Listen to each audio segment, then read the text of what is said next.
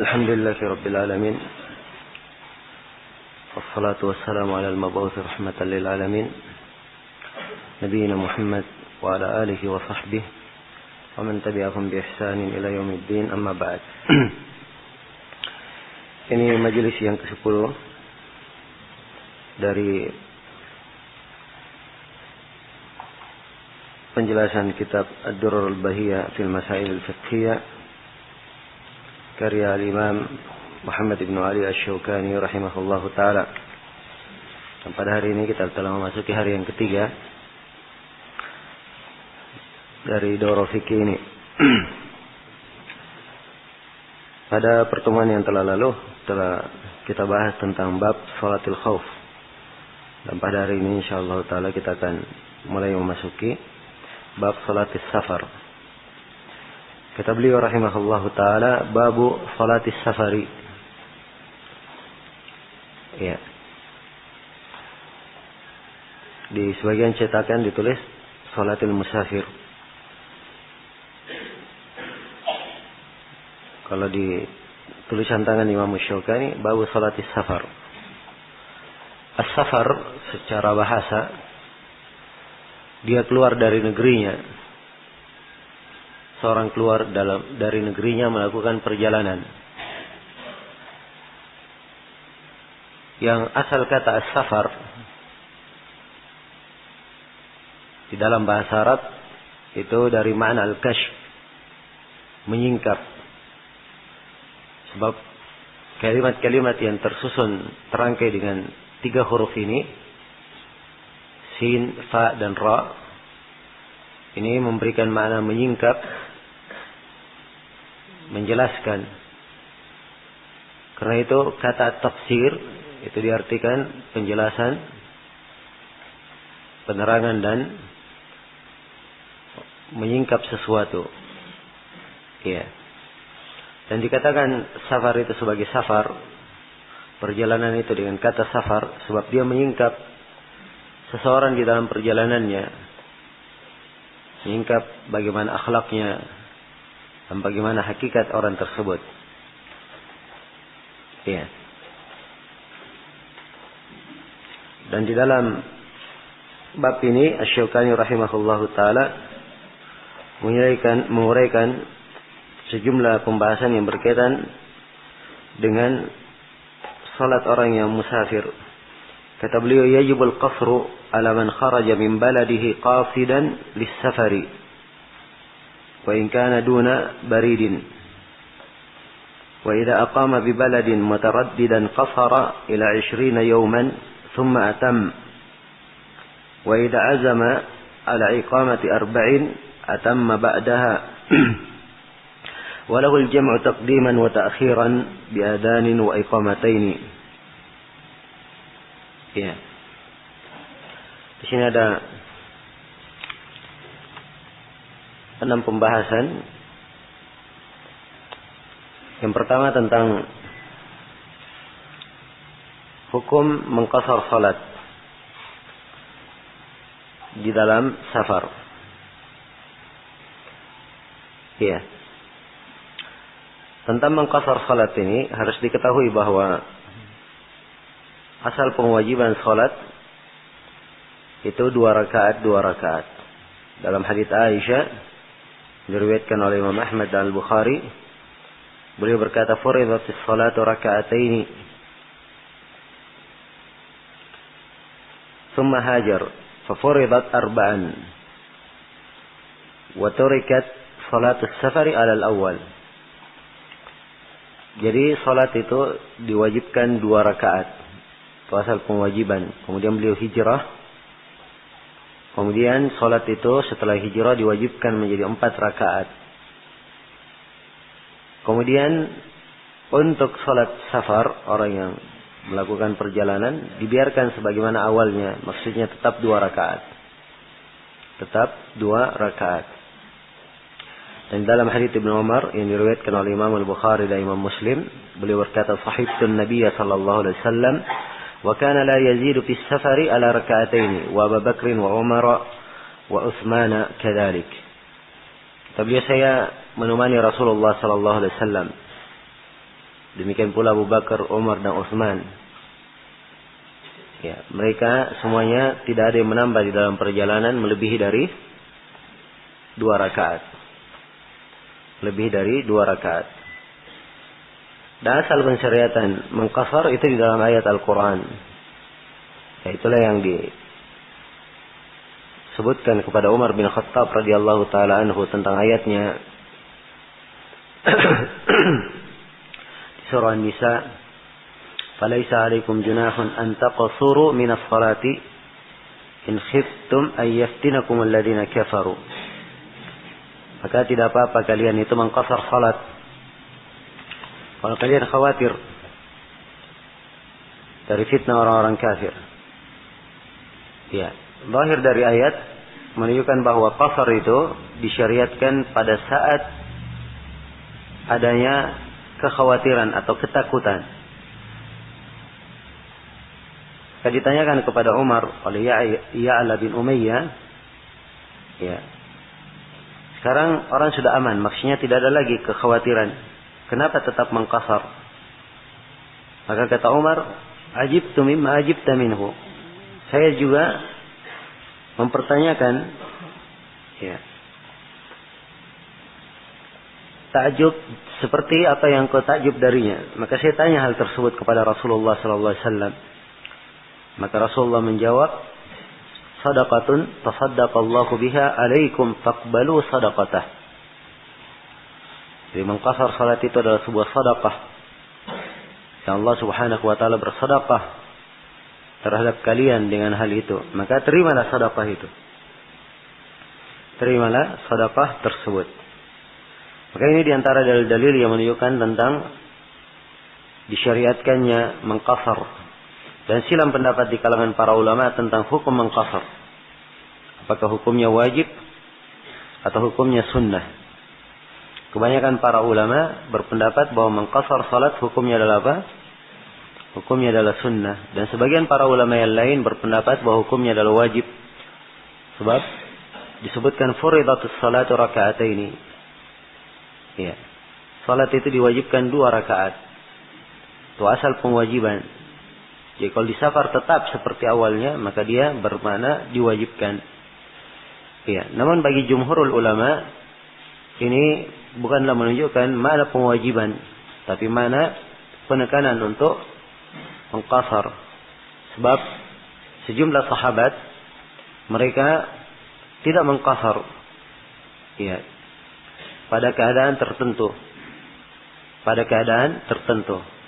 Seperti misalnya Ibnu Mas'ud dalam kisah beliau salat di belakang siapa? Utsman bin Affan di haji. Utsman salat 4 rakaat. Dan Ibnu Mas'ud berpendapat bahwa harusnya salat 2 rakaat. Tapi begitu Utsman salat 4 rakaat, beliau juga ikut salat 4 rakaat di belakangnya. Beliau juga salat 4 rakaat di belakangnya.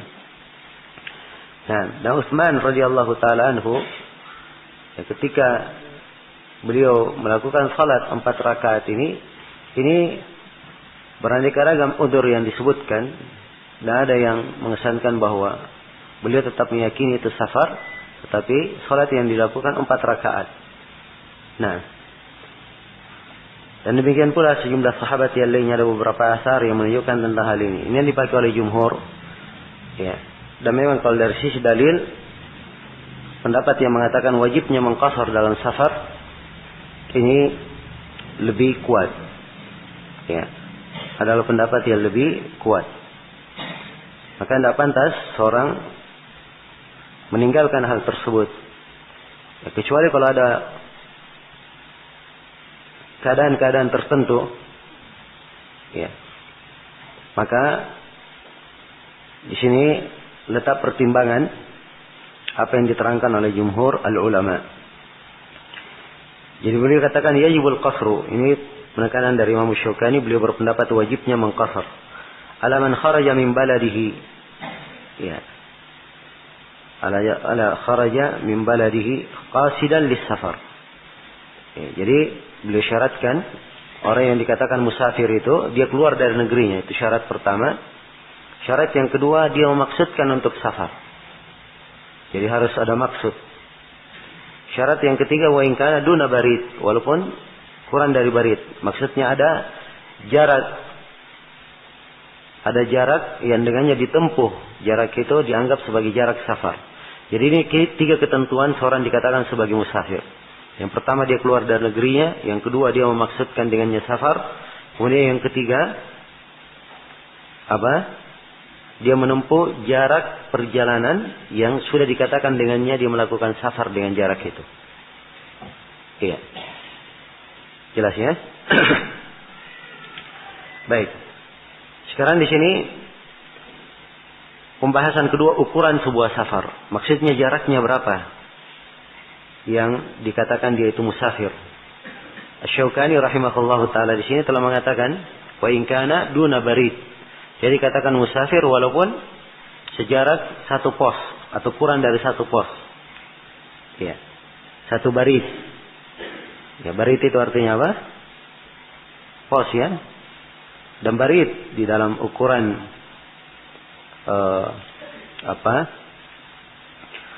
ukuran yang lebih dikenal, dia 4 parsakh. Barid itu 1 barid 4 parsakh. Dan 1 parsakh 3 mil. 1 parsakh berapa mil? 3 mil.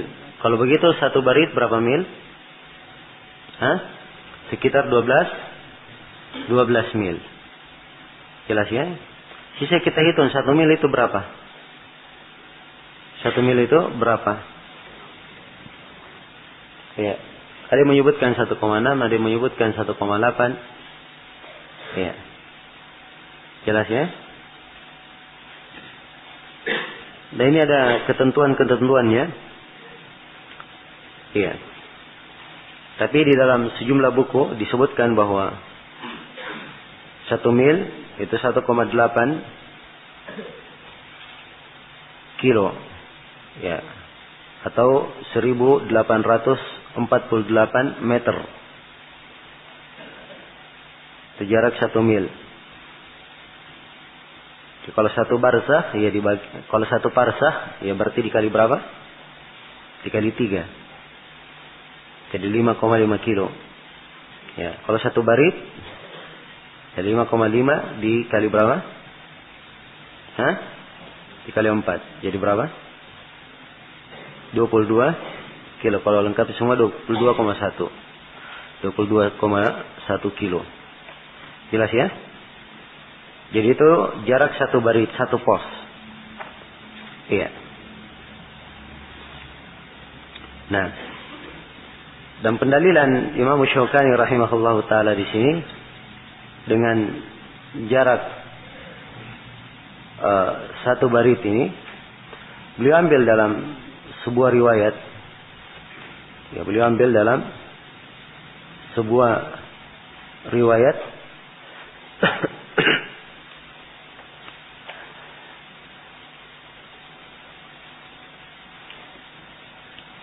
ya, yaitu tentang kisah perempuan yang melakukan safar. Ada beberapa riwayat dalam Bukhari dan Muslim. La yahillu limra'atin tu'minu billahi wal yawmil akhir an tusafira 3 ayyamin bighairi mahram. Tidak halal seorang perempuan beriman kepada Allah dan hari akhirat dia safar 3 hari tanpa mahram. Dalam sebuah riwayat yauman wa laila, sehari semalam dia safar tanpa mahram. Di dalam riwayat Abu Daud baridan, 1 barid. Nah, ini yang dipakai oleh Asy-Syaukani rahimahullahu taala tentang riwayat al-barid ini. Ya. Dan ada jarak yang lebih sedikit daripada itu sebenarnya. Ya, kalau kita lihat di dalam hadis yang dikeluarkan oleh Imam Muslim dari Anas bin Malik radhiyallahu taala anhu berkata, "Kana Rasulullah sallallahu alaihi wasallam idza kharaja masirata 3 amyalin atau 3 farasikh shalla rak'ataini." Rasulullah sallallahu alaihi wasallam kalau beliau keluar di jarak 3 mil atau 3 parsakh, ragu di sini rawinya. Syu'bah yang ragu. Maka beliau salat 2 rakaat. Ya, kalau 3 mil ini pendek ya jaraknya. Kalau 3 parsakh berarti berapa mil? 9 mil. Iya. berarti 9 mil.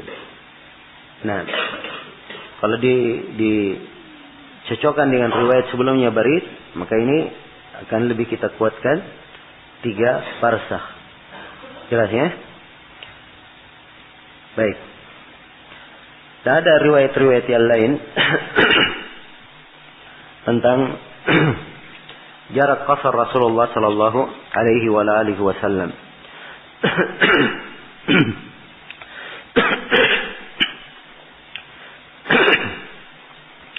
Tentang berapa jarak beliau qasar. Di antara riwayat tersebut disebutkan oleh Imam Al-Bukhari secara muallaqan di dalam sahihnya.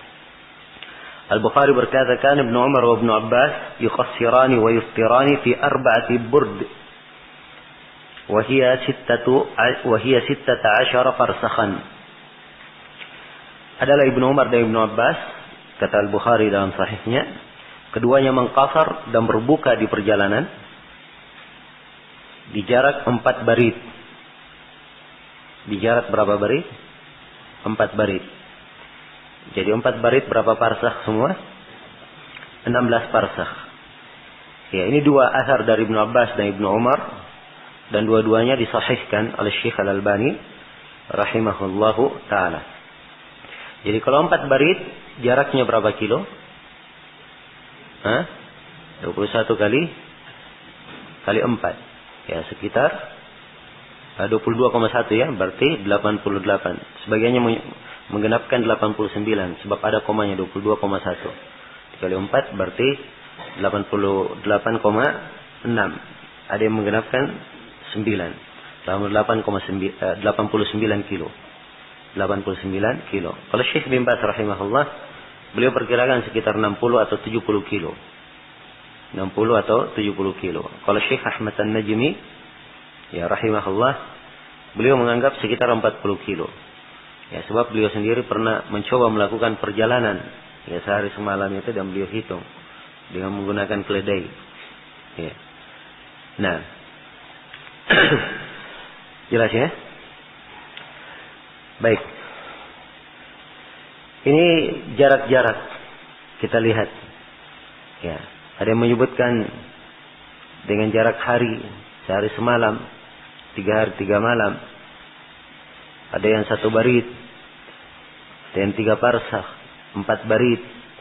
Ya. Yang mana yang menjadi ketentuan di sini? Ya. Jelas? Nah, adanya beraneka ragam batasan-batasan ini dalam hadis-hadis yang sahih.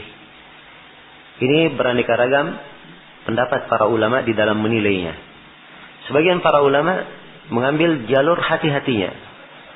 Ya, paling banyaknya dari riwayat-riwayat itu adalah 4 barid. Maka itu dikatakan jarak yang paling jauh. Ya. Jarak yang paling jauh. Dan ini telah datang dari Ibnu Abbas semisal dengannya, sebab dia memang memfatwakan ini. Kata Ibnu Abbas, kalau dia ke Arafah, dari Mekah dia ke Arafah, ya, dan sekitarnya dia tidak mengqasar. Sebab Arafah bukan jarak 4 barid. Tapi kalau dia ke Taif, ke Asfan, ya, sebelum Taif, ini dia apa? Dia mengqasar. Ya, sebab itu sudah di jarak-jarak 4 barid. Jelas ya? Itu memang paling jauhnya, dan ini yang banyak difatwakan oleh ulama kita di masa ini. Banyak difatwakan oleh ulama kita di masa ini, seperti Syekh bin Baz rahimahullah dan selainnya. Ya. Di sisi lain, Syekhul Islam Ibnu Taimiyah, beliau melihat dari jarak-jarak yang kita sebutkan tadi, itu tidak ada pembatasan. Tapi itu adalah contoh-contoh yang menyebutkan keadaan musafir, tergantung dengan daerahnya dan kebiasaannya. Ya, maka kadang ada yang urfnya perjalanan 1 barid sudah dianggap apa? Musafir. Ada yang urf mereka, kebiasaan mereka perjalanan 4 barid baru dikatakan apa? Musafir. Karena itu beliau katakan tidak ada batasan tertentu dalam jarak safar itu. Dihitung dengan berapa apa? Berapa kilo dan seterusnya. Tidak ada jarak tertentu. Tapi ini kembali kepada urf dan kebiasaan di sebuah tempat. Kembali kepada apa? Uruf, apa yang dikenal, kebiasaan di tempat tersebut. Iya. Jelas ya? Misalnya kita di kota Makassar ini, kalau kita ke Goa misalnya, ke Maros, itu tidak dihitung musafir dari urf orang-orang di sini. Padahal dia sudah di luar kota apa? Kota Makassar, sudah di luar urf kota sudah di luar kota Makassar. Tapi urf masyarakat tidak dianggap apa? Musafir. Tapi kalau dari Makassar ke Pangkep itu dianggap safar. Dianggap safar, melakukan perjalanan. Maka ini urf kebiasaan. Jelas ya? Di sebagian tempat misalnya, anggaplah seperti Jakarta yang luas itu. Ya. Dari ujungnya, dari ujung Jakarta ke ujung yang lainnya, mungkin jaraknya, ya kalau tidak macet mungkin sama aja dari sini ke Pangkep atau yang semisal dengan itu. Tapi pada saat macet maka perlu waktu yang lebih lama. Bersama dengan itu orang-orang Jakarta tidak ada yang menghitungnya sebagai apa? Safar. Mereka anggap sebagai perkara yang biasa bagi mereka. Jelas ya? Maka inilah urf yang dikatakan oleh Syekhul Islam Ibnu Taimiyah, inilah yang sebenarnya menjadi perhitungan dan pertimbangan. Ya, dan pendapat ini yang dikuatkan oleh Syekh Ibnu Utsaimin rahimahullahu taala. Ya, dan kelihatannya ini pendapat yang lebih kuat. Ya, sebab kalau kita ingin mengambil satu darinya, maka ada beberapa riwayat dalam masalah. Tapi kalau ingin mengambil hati-hatinya seperti yang disebut oleh Syekh bin Baz, diambil yang 4 barit dengan jarak 89 kilo yang kita sebutkan tadi, atau kalau Syekh bin Baz sendiri 60 sampai 70 kilo sudah dianggap musafir. Ini juga adalah hal yang bagus. Iya, jelas ya? Baik, jadi ini ukuran sebuah safar. Ya. Dan itu diperhatikan ya, ketentuan yang lainnya. Dia safar, dia telah meninggalkan negerinya. Ya, sudah terlihat bangunan-bangunan negerinya dia tinggalkan. Dia sudah mulai apa? Mulai safar. Karena itu di dalam hadits Anas bin Malik diriwayatkan oleh Imam Al-Bukhari dan Imam Muslim. Ya. Di riwayat yang ke-241. Kata Anas, "Shallaitu ma Rasulillah sallallahu alaihi wasallam adh-dhuhra bil Madinati arba'an wa shallaitu ma'ahu al-asra bi Dzil Hulaifah raka'ataini." Kata Anas, saya salat bersama Nabi sallallahu alaihi wasallam salat duhur di Madinah 4 rakaat. Ya. Mukim ya, tetap apa? Itmam. Sempurna 4 rakaat duhur. Kemudian beliau keluar sama Nabi di mana? Di Dzul Hulaifah. Ya. Di Dzul Hulaifah mereka salat 2 rakaat. Sudah apa? Sudah mengqasar. Sudah mengqasar. Maka ini menunjukkan seorang musafir kalau dia sudah mulai jalan, Dzul Hulaifah ini sudah keluar dari kota Madinah. Ya, sudah mulai keluar dari kota Madinah. Kalau dia sudah mulai jalannya sudah mulai seperti orang yang musafir, sudah dia lihat bangunan-bangunan kotanya dari luar kota, ya, maka tidak ada masalah dia mengqasar. Tidak ada masalah dia mengqasarnya. Jelas ya? Ya. Ini yang dilakukan oleh Anas bin Malik. Salatnya bersama Rasulullah sallallahu alaihi wasallam. Sama kita di Makassar ini, kalau misalnya kita ke Makassar, dari Makassar kita mau melakukan perjalanan. Ya. Anggaplah misalnya kita sudah di Bandara Makassar sana. Bandara Sultan Hasanuddin. Bandara ini pas di luar kota Makassar dan di luar kota Maros. Kita dari bandara melihat sudah bangunan-bangunan kota Makassar di situ yang kita tinggalkan. Bagi siapa yang ingin mengqasar di bandara ini silahkan. Kalau dia memang akan melakukan apa? Sudah akan melakukan perjalanan. Jelas ya? Kalau dia memang niat untuk melakukan safar. Ya. Ini sama dengan kejadian yang kita bacakan di sini dari apa yang disebut oleh Anas bin Malik radhiyallahu taala anhu. Baik. Kemudian pembahasan berikutnya, waktu pembolehan mengqasar bagi musafir. Kalau waktu safarnya belum pasti. Ya. Sini tentang menentukan masalah waktu. Ya. Ada seorang musafir. Ya, seorang musafir melakukan perjalanan. Musafir yang melakukan perjalanan ini ada beberapa keadaannya. Keadaan yang pertama, dia berjalan, tidak singgah. Dia berjalan tidak singgah. Kalau dia berjalan tidak singgah, maka asalnya dia apa? Boleh mengqasar. Berapa lama pun dia berjalan. Kalau dia berjalan setahun penuh tidak pernah singgah, ya, jalan semua negeri Sehingga cuma makan saya, jalan lagi, sehingga makan, jalan lagi, sehingga makan. Ya. Maka ini dia tetap dihitung apa? Musafir. Selama apa? Selama perjalanan. Jelas ya? Nah. Jadi ini dilihat keadaannya. Keadaan seperti yang dianggap safar. Dia tetap berjalan. Sebab dia musafir. Tapi Syekhul Islam Ibnu Taimiyah, ini sengaja saya sebutkan supaya kita mengetahui juga bagaimana cara mengukur sebuah safar itu. Syekhul Islam Ibnu Taimiyah pernah memberi fatwa tentang orang yang tinggalnya di kapal. Ya. Dia tinggal di kapal. Keluarganya di kapal semuanya. Kehidupannya di kapal. Ya. Jelas ya? Kehidupannya di mana? Di atas kapal. Ya.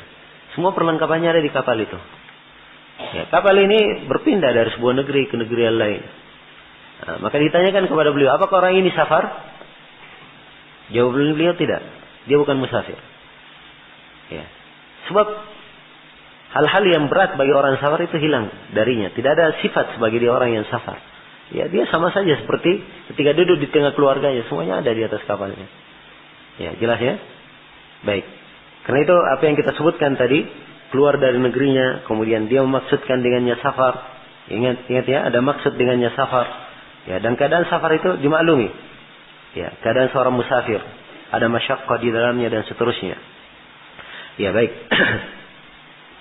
Jadi orang yang musafir itu, saya kembali kepada pembahasan awal. Orang yang musafir itu kadang dia berjalan. Dan kadang dia singgah di sebuah tempat. Ya. Dia singgah bukan untuk menetap.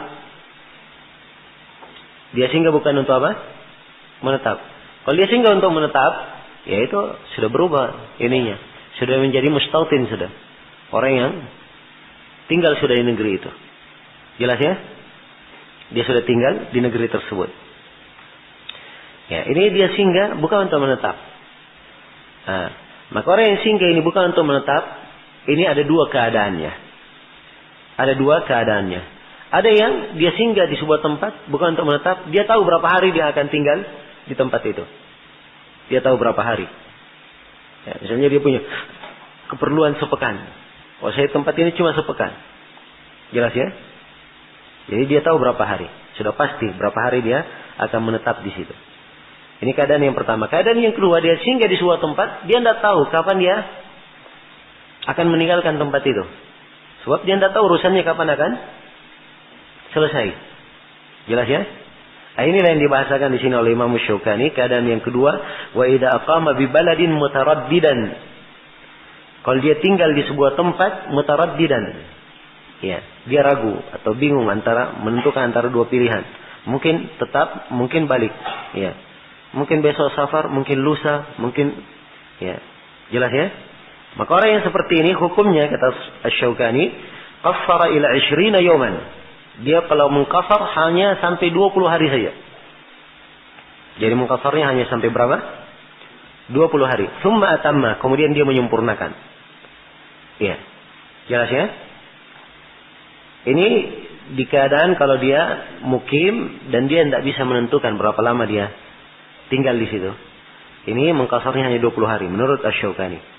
Kalau dia mukim dan tahu berapa lama dia akan tinggal, maka kata beliau wa idza azama ala iqamati arba'in atamma ba'daha. Kalau dia azam sudah pasti ingin tinggal di situ, lebih dari 4 hari dia ingin tinggal, maka setelah 4 hari itu dia harus menyempurnakan, tidak boleh qasar lagi. Jadi kalau saya bahasakan dengan bahasa lain, qasarnya hanya berapa hari? 4 hari saja. Ini kalau dia pasti, misalnya dia dalam sebuah negeri, wah ini saya mau tinggal di sini 2 pekan, 14 hari. Berarti dia hanya boleh mengqasar berapa hari? 4 hari. Jelas ya? Dia hanya boleh mengqasar 4 hari. Nah, beda dengan orang yang mutaraddid. Orang yang mutaraddid ini, dia asalnya datang ingin tinggal singgah, tapi dia tidak tahu berapa lama di situ. Hajatnya belum diketahui berapa lama selesainya. Ya. Maka ini kalau tidak diketahui berapa lama selesainya, menurut Asy-Syaukani diqasar cuma berapa hari? 20 hari. Baik, ini ucapan beliau dulu ya. Kita pastikan ini 2 masalah sekaligus kita bahas. Iya. Dan apa yang disebut oleh Imam Syaukani di sini, rahimahullahu taala, ini beliau berdalilkan dengan beberapa dalil. Ya, tentang 20 hari, tentang 10 hari. Adapun tentang 20 hari, itu dari Jabir, diriwayatkan oleh Imam Ahmad dan Abu Daud dalam riwayat 245. Aqama Nabi sallallahu alaihi wasallam di Tabuk 20 yawman yuqassiru as-shalah. Adalah Nabi sallallahu alaihi wasallam, beliau tinggal di Tabuk 20 hari. Beliau mengqasar salat 20 hari di situ. Ya. Beliau singgah di Tabuk 20 hari. Nah, ya Nabi di Tabuk, ya, karena ada sebuah keperluan yang tidak tentu kapan selesainya, beliau mengqasar salatnya berapa? 20 hari. Nah, ini yang dipakai dalil oleh Imam Asy-Syaukani rahimahullahu taala. Baik. Jelas sampai sini ya? Ya. Tapi apakah ini diterima dari beliau? Ya. Jawabannya, kalau kita lihat, ya, para sahabat di sebagian peperangan para sahabat mengqasar 2 bulan mengqasarnya. Ya. Dan ada di sebagian peperangan lagi di daerah yang bersalju, para sahabat mengqasar salat 6 bulan. Karena menunggu salju kapan ini? Kapan? Memungkinkan mereka menyelesaikan tugas-tugasnya. Ya, selama masa itu 6 bulan mereka mengqasar. Jelas ya? Ya. Maka kalau kita cermati ini 2 bulan, 6 bulan, ini menunjukkan bahwa orang yang tidak jelas berapa lama dia akan menetap di tempat itu, asalnya nama musafir itu masih ada padanya. Iya kan? Nama musafir itu masih ada padanya. Sebab dia bukan orang yang menetap. Ya, mungkin saja tiba-tiba selesai langsung safar. Ya, jelas ya? Maka yang seperti ini yang benarnya tidak ada batasan berapa lama dia mengqasarnya. Tidak ada batasan. Jadi untuk pembahasan yang ketiga ini, yang benarnya tidak ada batasan waktu tertentu berapa lama mengqasarnya. Jelas ya? Iya. Dan ini masih tercakup di dalam konteks umum di ayat wa idza darabatum fil ardi falaysa 'alaikum junahun an taqsuru minas shalah. Ya, kalau kalian berpencar di muka bumi, tidak apa-apa kalian mengqasar salat. Jelas ya? Ya. Baik. Adapun kalau di keadaan yang kedua, ini masalah yang keempat, ya, dia menetap, dia tahu berapa lama dia akan menetap di situ. Nah, di sini Asy-Syaukani menyebutkan berapa hari? 4 hari. Dan 4 hari ini pendalilan beliau, 4 hari, beliau mengambil dari apa? Dari kejadian Nabi Sallallahu Alaihi Wasallam yang beliau melakukan perjalanan haji. Ya. Dan di hadits-hadits yang menjelaskan perjalanan haji Rasulullah Sallallahu Alaihi Wasallam itu dalam riwayat Bukhari dan Muslim, beliau hanya mengqasar salatnya 4 hari di Mekah. Iya, sebab Nabi tiba di hari keberapa? Hari keempat, Dzulhijjah. Maka beliau mengqasar salat di hari keempat, kelima, keenam, dan ketujuh. Maka ini disebutkan 4 hari. Nah, jelas ya? 4 hari Nabi Sallallahu Alaihi Wasallam mengqasar salatnya. Ya. Tapi ada riwayat-riwayat yang lain, ya, menunjukkan selain dari 4 ini. Seperti dari hadits Anas bin Malik, riwayat Al-Bukhari dan Muslim, kata beliau, kharajna ma'an Nabi sallallahu alaihi wasallam minal Madinah ila Makkah, fa shalla raka'ataini hatta raja'na ila al-Madinah. Iya. Hatta raja'na ila al-Madinah. Tapi bukan ini ya, ini hadits lain. Hadits yang ingin saya sebutkan di sini adalah hadits Imran ibn Husain radhiyallahu taala anhu di dalam riwayat Abu Daud. Ghazawna ma'an Nabi sallallahu alaihi wasallam wa syahidtu ma'ahu al-fath fa aqama bi Makkah 18 laila la yusalli ila rak'atain. Jadi ini di Fathu Makkah Nabi 18 hari tidak salat kecuali berapa? 2 rakaat. Ya. Dan lebih jelas lagi hadits Ibnu Abbas, riwayat Al-Bukhari dan selainnya. Ibnu Abbas berkata, "Lamma fataha Nabi sallallahu alaihi wasallam Makkah, aqama fiha 19 yusalli rak'ataini." Ya. Tapi ini ada 2 riwayat, ada 19 hari, ada 17 hari. Ya, dalam riwayat Abu Daud. Tapi riwayat Al-Bukhari ini tentunya lebih lebih dipegang. Sebab Al-Bukhari menyebutkan 19 hari. Jadi Ibnu Abbas berkata, begitu Nabi menaklukkan Makkah, beliau tinggal di Makkah 19 hari, beliau hanya sholat berapa? 2 rakaat. Ya mungkin di dua kejadian ini, kejadian Makkah, mungkin orang berkata ini kejadiannya sama dengan apa? Keadaan pertama. Sebab Nabi SAW tidak tahu berapa lama akan tinggal di mana? Di Makkah, menaklukkan Makkah waktu itu. Ya, jelas ya. Beda dengan haji. Haji itu sudah tahu berapa lama. Jelas ya? Ya. Tapi yang menjadi masalah di sini Ibnu Abbas mengambil kesimpulan. Ibnu Abbas berkata setelahnya, "Panahnu idza safarna fa aqamna 19 qassarna wa idza zidna atmamna." Ya. Ini pemahaman Ibnu Abbas. Ibnu Abbas berkata, kalau kami safar, lalu kami tinggal di sebuah negeri, di sebuah tempat 19 hari, kami qasar. Lebih daripada itu kami sempurnakan. Kami sempurnakan. Jelas ya? Ini pemahaman dari Ibnu Abbas radhiyallahu taala anhu. Ya, dan beliau ini secara zahirnya boleh memandang pada seluruh safar. Jelas ya? Yang difatwakan oleh para ulama kita dari Lajnah Daimah, Syekh bin Baz dan selainnya, yang diambil adalah di jarak 4 hari saja. Sebab itu hati-hatinya adalah hal yang hati-hatinya dan paling pastinya. Sebab Nabi ya mengqasar untuk di Mekah apa? 4 hari. Adapun yang disebut oleh Ibnu Abbas, ini ada kemungkinan di dalam kejadiannya. Dan apa yang dipahami oleh Ibnu Abbas ini tidak dipahami. Ya, ada sebagian sahabat yang lain berbeda pemahamannya dengan itu. Jelas ya? Maka mungkin apa yang disebutkan kalau diambil batasan 4 hari ini lebih hati-hati. Ini lebih apa? Lebih hati-hati. Karena itu di masalah yang keempat ini apa yang disebut oleh Imam Syaukani itu insyaallah taala sudah merupakan kesimpulan yang kuat. Kesimpulan yang kuat. Jelas ya? Jadi sekarang saya simpulkan tentang seorang musafir. Ya. Musafir itu ada 3 keadaan. Keadaan yang pertama, dia melakukan perjalanan, sair, sedang berjalan.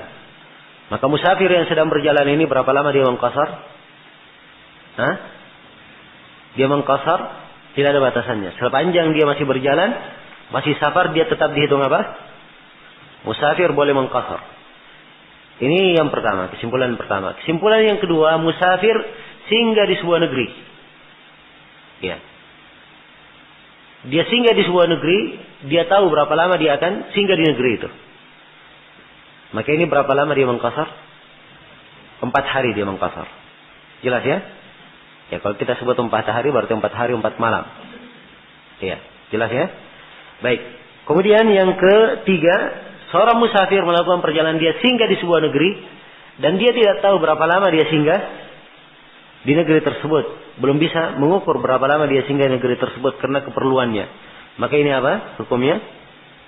Ya, dia mengqasar, ya tidak ada batasannya. Jelas ya? Mengqasar tidak ada batasannya. Baik. Itu insyaallah taala kesimpulan dalam masalah ini. Kemudian pembahasan yang kelima tentang menjamak salat bagi musafir. Ya, menjamak salat adalah hal yang disyariatkan bagi seorang musafir. Ya. Adalah hal yang disyariatkan bagi seorang musafir. Jadi diizinkan untuk menjamak salatnya. Di dalam hadits Anas bin Malik yang diriwayatkan oleh Imam Al-Bukhari dan Imam Muslim, ya, kana Rasulullah sallallahu alaihi wasallam idza rahala qabla an tazigha asy-syams akhara adh-dhuhra ila waqti al-'ashr, thumma nazala yajma' bainahuma. Fa idza zaghat qabla an yartahil shalla adh-dhuhra thumma rakib. Ya, adalah Rasulullah sallallahu alaihi wasallam apabila beliau melakukan rihla, melakukan perjalanan sebelum matahari itu tergelincir, jadi sebelum duhur beliau jalan, duhurnya diakhirkan ke asar. Lalu beliau turun menjama antara duhur dan asar. Berarti ini jama apa? Jama ta'khir. Tapi kalau beliau melakukan perjalanan setelah matahari tergelincir, beliau salat duhur dulu. Setelah salat duhur baru apa? Melakukan perjalanan. Ya di sini tidak disebut. Ya tidak disebutkan di sini Nabi menjama. Tidak disebutkan di sini Nabi apa? Menjama. Tapi bagi siapa yang ingin menjama, boleh dia jama. Tapi jamanya jama apa? Jama dengan itmam, tidak diqasar. Bukan jama apa? Jamak qasr. Beda kalau dia sudah berjalan. Sudah berjalan di tengah jalan dia apa? Dia mengqasarnya. Di tengah jalan dia mengqasarnya. Maka yang seperti ini dia apa? Di tengah jalan dia menjamaknya. Maka yang seperti ini dia mengqasar salatnya. Jelas ya? Sebab dia sudah dihitung musafir. Iya. Demikian pula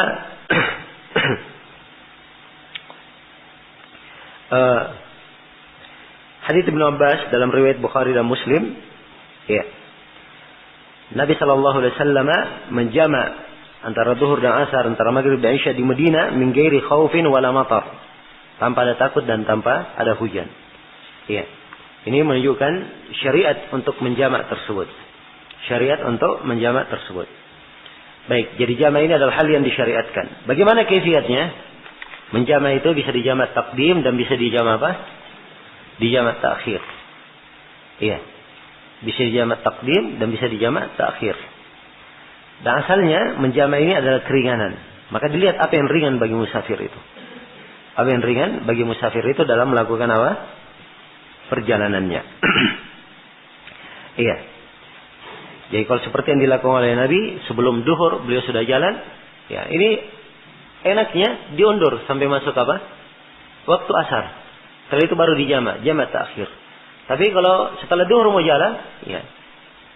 Maka enaknya sebelum dia jalan dia apa? Dia sholat duhur dulu. Kalau dia ingin dia jamak maka dia jamak, tapi jamaknya jamak apa? Jamak tidak diqasar sebab dia belum safar. Dia belum safar. Demikian. Maka ini keadaan yang hendaknya diperhatikan. Keadaan yang hendaknya diperhatikan. Safarnya, qasarnya. Ada seorang misalnya dia pergi dari negerinya. Ya, sebuah tempat.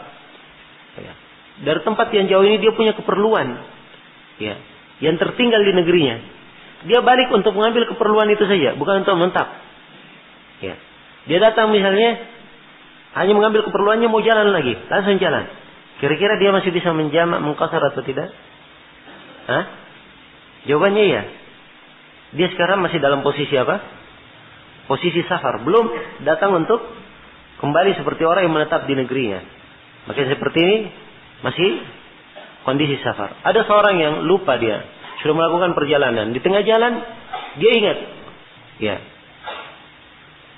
Bahwa dia kemarin belum sholat asar. Ya, jadi kemarin belum sholat asar. Sekarang sholat asar ini karena dia lupa kapan diganti. Begitu dia ingat kan begitu haditsnya. Begitu dia ingat diganti. Nah sekarang dia sholat duhur yang kelupaan ini. Dia sholat berapa rakaat? 4 atau 2 rakaat? Ya. Dia lupanya kapan? Di waktu safar atau di waktu hadar? Ya, di waktu mukim. Kan begitu. Maka di waktu mukim dia lupa, maka dia harus sholat 4 rakaat. Dia harus sholat 4 rakaat. Tidak boleh dia qasar. Sebab ini ya bukan sholatnya sebagai seorang musafir. Sholatnya ketika dia apa? Ketika dia mukim. Demikian. Kemudian kata beliau bi adanin wa iqamataini, dengan 2 adan dan 2 iqamah. Iya. Jadi kalau dijamak 1 kali adan, 2 kali qomat. 2 kali qomat. Adan Allah Akbar dan seterusnya. Setelah itu qomat sekali untuk salat yang pertama. Kemudian qomat lagi untuk salat yang apa? Salat yang kedua. Iya. Apakah disyaratkan harus ada niat menjamak? Iya. Nah, tentunya masalah niat ya, seorang berniat. Tapi pensyaratan harus dia menjamak. Ini termasuk hal yang ingin saya ingatkan. Kadang dibahas dalam buku fikih. Kalau misalnya dia berjamaah harus dia syaratkan dirinya berniat sebagai imam. Ya. Disyaratkan dirinya berniat sebagai makmum. Ya. Disyaratkan dirinya menjamak, disyaratkan begini. Ini semuanya namanya tahsilu hasil. Ini mengadakan sesuatu yang sudah ada. Ya. Asalnya kalau sudah ada orang berjamaah, ya sudah ada sebenarnya. Ada posisi imam, ada posisi apa? Makmum. Ya, tidak tergambar bahwa tidak ada bentuk niat dalam hal yang seperti ini. Jelas ya? Baik. Selesai sudah pembahasan tentang salat as-safar. Berikutnya kata Asy-Syaukani rahimahullahu taala, babu salati al-kusufaini. Ya. Ini bab tentang salat kusuf, 2 kusuf. Ya, 2 gerhana, yaitu gerhana bulan dan gerhana apa? Matahari. Iya. Dan disebut sebagai salat kusuf, ini disebutkan kepada sebab. Ya. Salat yang disyariatkan dilakukan disebabkan karena terjadi gerhana. Karena terjadi gerhana.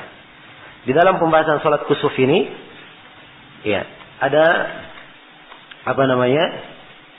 dua pembahasan atau ada tiga pembahasan yang kita garis bawahi dari ucapan Asy-Syaukani. Pertama tentang hukum salat gerhana ini. Kata Syaukani, hiya sunnah, dia adalah sunnah. Nah, pendapat sunnahnya ini adalah pendapat kebanyakan ulama. Sebagian ulama yang lain berpendapat bahwa salat gerhana hukumnya adalah wajib, bukan sunnah. Hukumnya adalah wajib, bukan sunnah. Sebab dia adalah salat yang dilakukan karena terjadinya sebuah tanda dari tanda kebesaran Allah Subhanahu wa ta'ala. Yang diingatkan, kalau terjadi gerhana seperti ini, maka hendaknya setiap orang itu khawatir dan takut, kemudian dia melakukan salat, beribadah kepada Allah. Iya. Karena itu di dalam sebagian hadis dikatakan, idza ra'aitum syai'an min dzalika fazza'u ila dzikrillah. Kalau kalian melihat sesuatu dari gerhana ini, ya, maka fazza'u, pergilah segera dengan penuh kekhawatiran untuk berzikir kepada Allah. Jelas ya? Maka ya, ini diantara sisi pendalilan para ulama yang mengatakan itu adalah hal yang wajib. Dan Syekh Ibnu Utsaimin condong kepada pendapat ini. Beliau condong kepada pendapat yang mewajibkan. Dan beliau menganggap bahwa ini adalah kejadian yang Nabi ingatkan akan sebabnya. Tidak boleh disepelekan. Dan kalau dikatakan dia itu sunnah, maka orang-orang yang berada di pekerjaannya, berada di perdagangannya, ya, terjadi gerhana, mereka santai-santai saja. Mereka santai-santai saja. Jelas ya? Dan dari sini juga kalau kita tahu apa itu salat gerhana, ya, bahwa salat gerhana ini dilakukan karena melihat sebuah tanda dari tanda kebesaran Allah Subhanahu wa taala, maka para ulama mengingatkan bahwa tidak pantas ya disiarkan berita-berita akan terjadi gerhana, akan terjadi ini dan seterusnya. Ya, walaupun bisa dihitung dari ilmu hisab dan seterusnya, itu tidak diingkari, bisa dihitung. Tetapi mengumumkannya kepada manusia, ini kurang tepat. Jelas ya? Sebab kalau sudah tahu akan gerhana, tidak sama kalau dia tidak tahu akan gerhana, tiba-tiba dia lihat saja, maka ini akan lebih mengena di dalam hati, mengena di dalam jiwa. Beda kalau sebelumnya dia sudah apa? Sudah dengar. Ya. Sebelumnya dia sudah mendengarkannya. Ya, jelas sampai sini ya? Baik. Kemudian harus diketahui bahwa gerhana itu terjadi, dia punya dua sebab. Ada sebab syar'i, ada sebab kauni. Ada sebab syar'i dan sebab apa? Kauni. Sebab syar'i itu adalah tanda dari tanda kebesaran Allah. Sebuah ayat dari ayat-ayat Allah Subhanahu wa ta'ala. Yang hendaknya manusia ingat.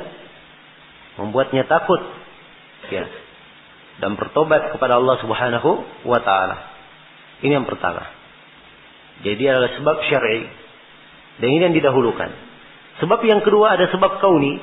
Ya, gerhana, kenapa terjadi gerhana? Dimaklumi ya, karena ya tertutupi. Kalau dia matahari tertutupi oleh apa? Bulan, atau bulan tertutupi oleh matahari, dan ya seterusnya dari ya pembahasan yang dimaklumi. Kenapa gerhana itu bisa terjadi secara ilmu pengetahuan? Jelas ya? Itu sebab kauni. Hal yang seperti ini tidak diingkari. Ya. Hal yang seperti ini tidak diingkari. Nah, tapi harus diingat bahwa sebab kauni ini jangan menyebabkan kita bertumpu padanya. Tapi kita harus mendahulukan bahwa ada sebab syar'i, yaitu terjadinya gerhana ini. Ini adalah sebuah tanda dari ayat-ayat, sebuah ayat dari ayat-ayat Allah Subhanahu wa taala. Ya. Di dalam hadis yang diriwayatkan oleh Imam Al-Bukhari dan Muslim dari hadis Aisyah, Nabi sallallahu alaihi wasallam bersabda, "Inna asy-syamsa wal qamara ayatan min ayatillah. La yakhsifani li mauti ahadin wala li hayatihi. Fa idza ra'aitum dzalika fad'u Allah wa kabbiru wa tasaddaqu wa sallu." Ya, sungguhnya matahari dan bulan itu dua ayat dari ayat-ayat Allah. Tidaklah keduanya itu gerhana ya, karena kematian seseorang atau kehidupan seseorang. Jadi gerhana itu tidak terjadi karena ada yang mati, ada yang meninggal. Dan tidak pula gerhana terjadi karena ada orang yang baru lahir. Tidak. Ya. Tapi dia adalah dua ayat dari ayat-ayat Allah. Kalau kalian melihat itu, maka berdoalah kepada Allah. Bertakbirlah. Bersedekahlah. Dan lakukanlah solat. Demikian pula dalam hadits Abi Musa al-Asy'ari yang saya sudah bacakan tadi.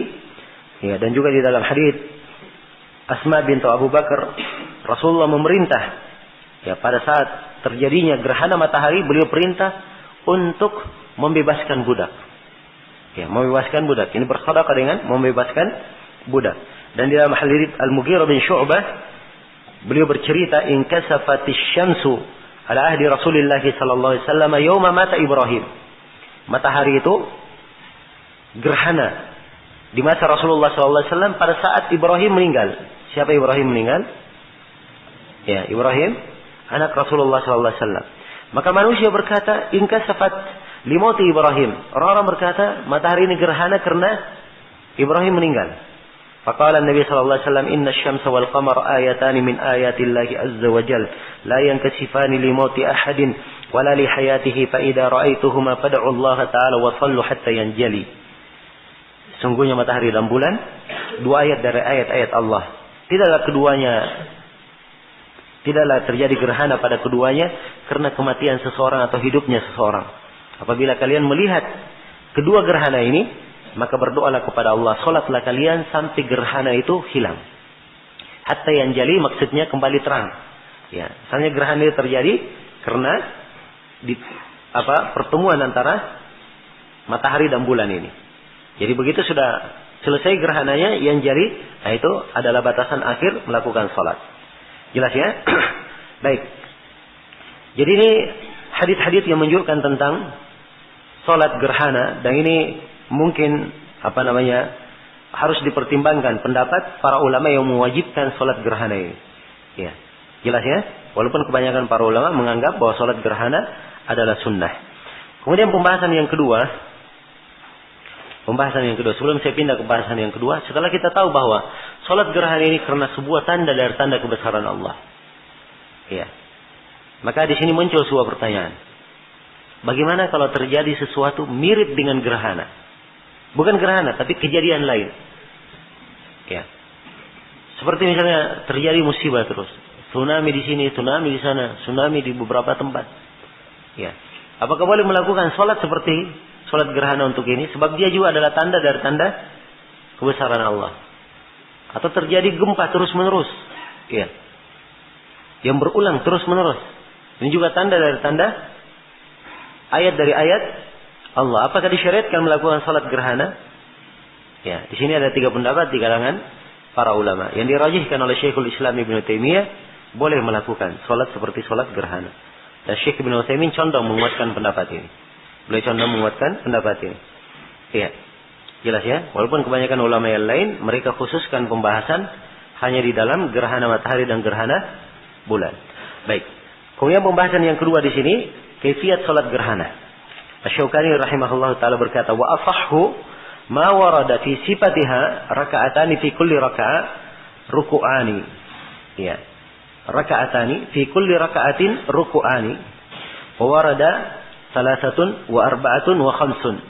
Wa yaqra'u ma baina ruku'aini wa warada fi kulli raka'atin ruku'. Nah. Di sini beliau menjelaskan tentang sifat salat gerhana. Secara umum salat gerhana itu 2 rakaat secara umum.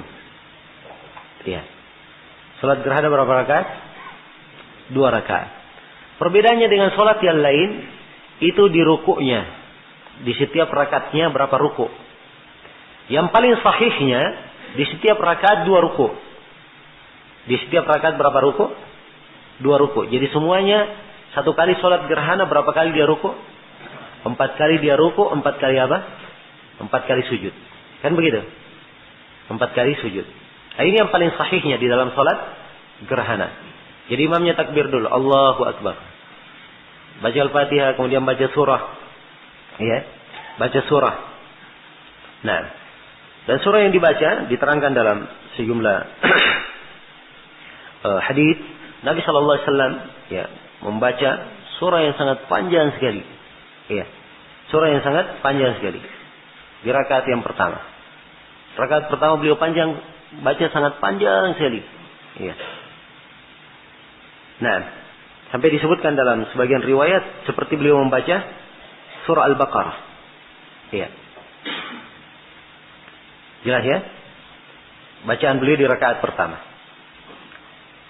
Setelah selesai bacaan, maka beliau ruku. Allahu Akbar, ruku. Jelas? Baca 2 ruku biasa. Setelah itu takbir lagi, Allahu Akbar, i'tidal. I'tidal, apa yang dia lakukan? Sujud? Tidak. Lanjut lagi, baca lagi. Baca Al-Fatihah, kemudian baca surah lagi. Jelas ya? Baca surah lagi. Terus baca surah, panjang juga bacaannya. Tapi panjangnya lebih pendek dari yang pertama. Lebih pendek dari apa? Yang pertama.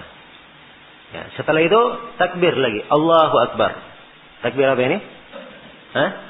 Itu ruku. Ya, ruku. Berarti sudah 2 kali berapa? 2 kali ruku. Ya. Setelah itu takbir lagi. I'tidal. Allahu Akbar. Jelas ya? Setelah i'tidal, Allahu Akbar sujud. Jelas? Ya. Kemudian naik dari sujud, kemudian sujud lagi, kemudian berdiri ke rakaat kedua. Berdiri ke rakaat apa? Kedua. Kembali baca Al-Fatihah, baca surah, baca panjang lagi. Tapi panjangnya lebih pendek daripada apa? Sebelumnya. Setelah itu ruku lagi, Allahu Akbar, ruku. Setelah itu bangkit dari ruku, kembali membaca Al-Fatihah, baca surah lagi. Tapi bacanya lebih apa? Lebih pendek daripada sebelumnya. Kemudian setelah itu apa? Ruku, i'tidal, sujud, ya sampai selesai salat, salam. Jelas ya? Maka inilah yang disebut dengan nama salat gerhana. Apa yang saya terangkan itu tadi, ini cara salat yang paling sahihnya. Yang paling banyak diriwayatkan di dalam hadits-hadits, dalam hadits Aisyah, dalam hadits Ibnu Abbas dan selainnya. Ya, jelas ya? Ya. Itu cara salatnya. Tapi di sini Asy-Syaukani telah mengingatkan. Kata beliau, wa warada salasatun. Dan warid Nabi pernah ruku 3 kali ruku. Dalam apa? 1 rakaat. Jadi kalau 3 kali ruku dalam 1 rakaat, semuanya berapa kali rukunya? 6 kali. Dan warid beliau ruku 4 kali. Ya. Dan 5 kali. Kalau 4 kali berarti semua rukunya berapa? 8. Kalau 5 kali berarti semua rukunya berapa? 10. Ya, jelas ya? 10. Yaqra' ma baina ruku'aini. Beliau baca antara 2 ruku. Telah kita terangkan ya. Dan warid juga setiap rakaat 1 ruku. Jadi sama dengan salat biasa. Datang dalam sebagian riwayat. Ya. Sekarang kita dudukkan riwayat ini. Ya. Jelas ya? Yang menyebutkan berapa rakaat Nabi sallallahu alaihi wasallam melakukan salat tersebut. Ya. Adapun yang menyebutkan bahwa Nabi sallallahu alaihi wasallam ruku 1 kali ruku saja, ini ada kelemahan dalam riwayatnya. Nah, ada yang menyebutkan 3 kali, Nabi ruku 3 kali, itu ada dalam sebagian riwayat Sahih Muslim dari Ali bin Abi Thalib.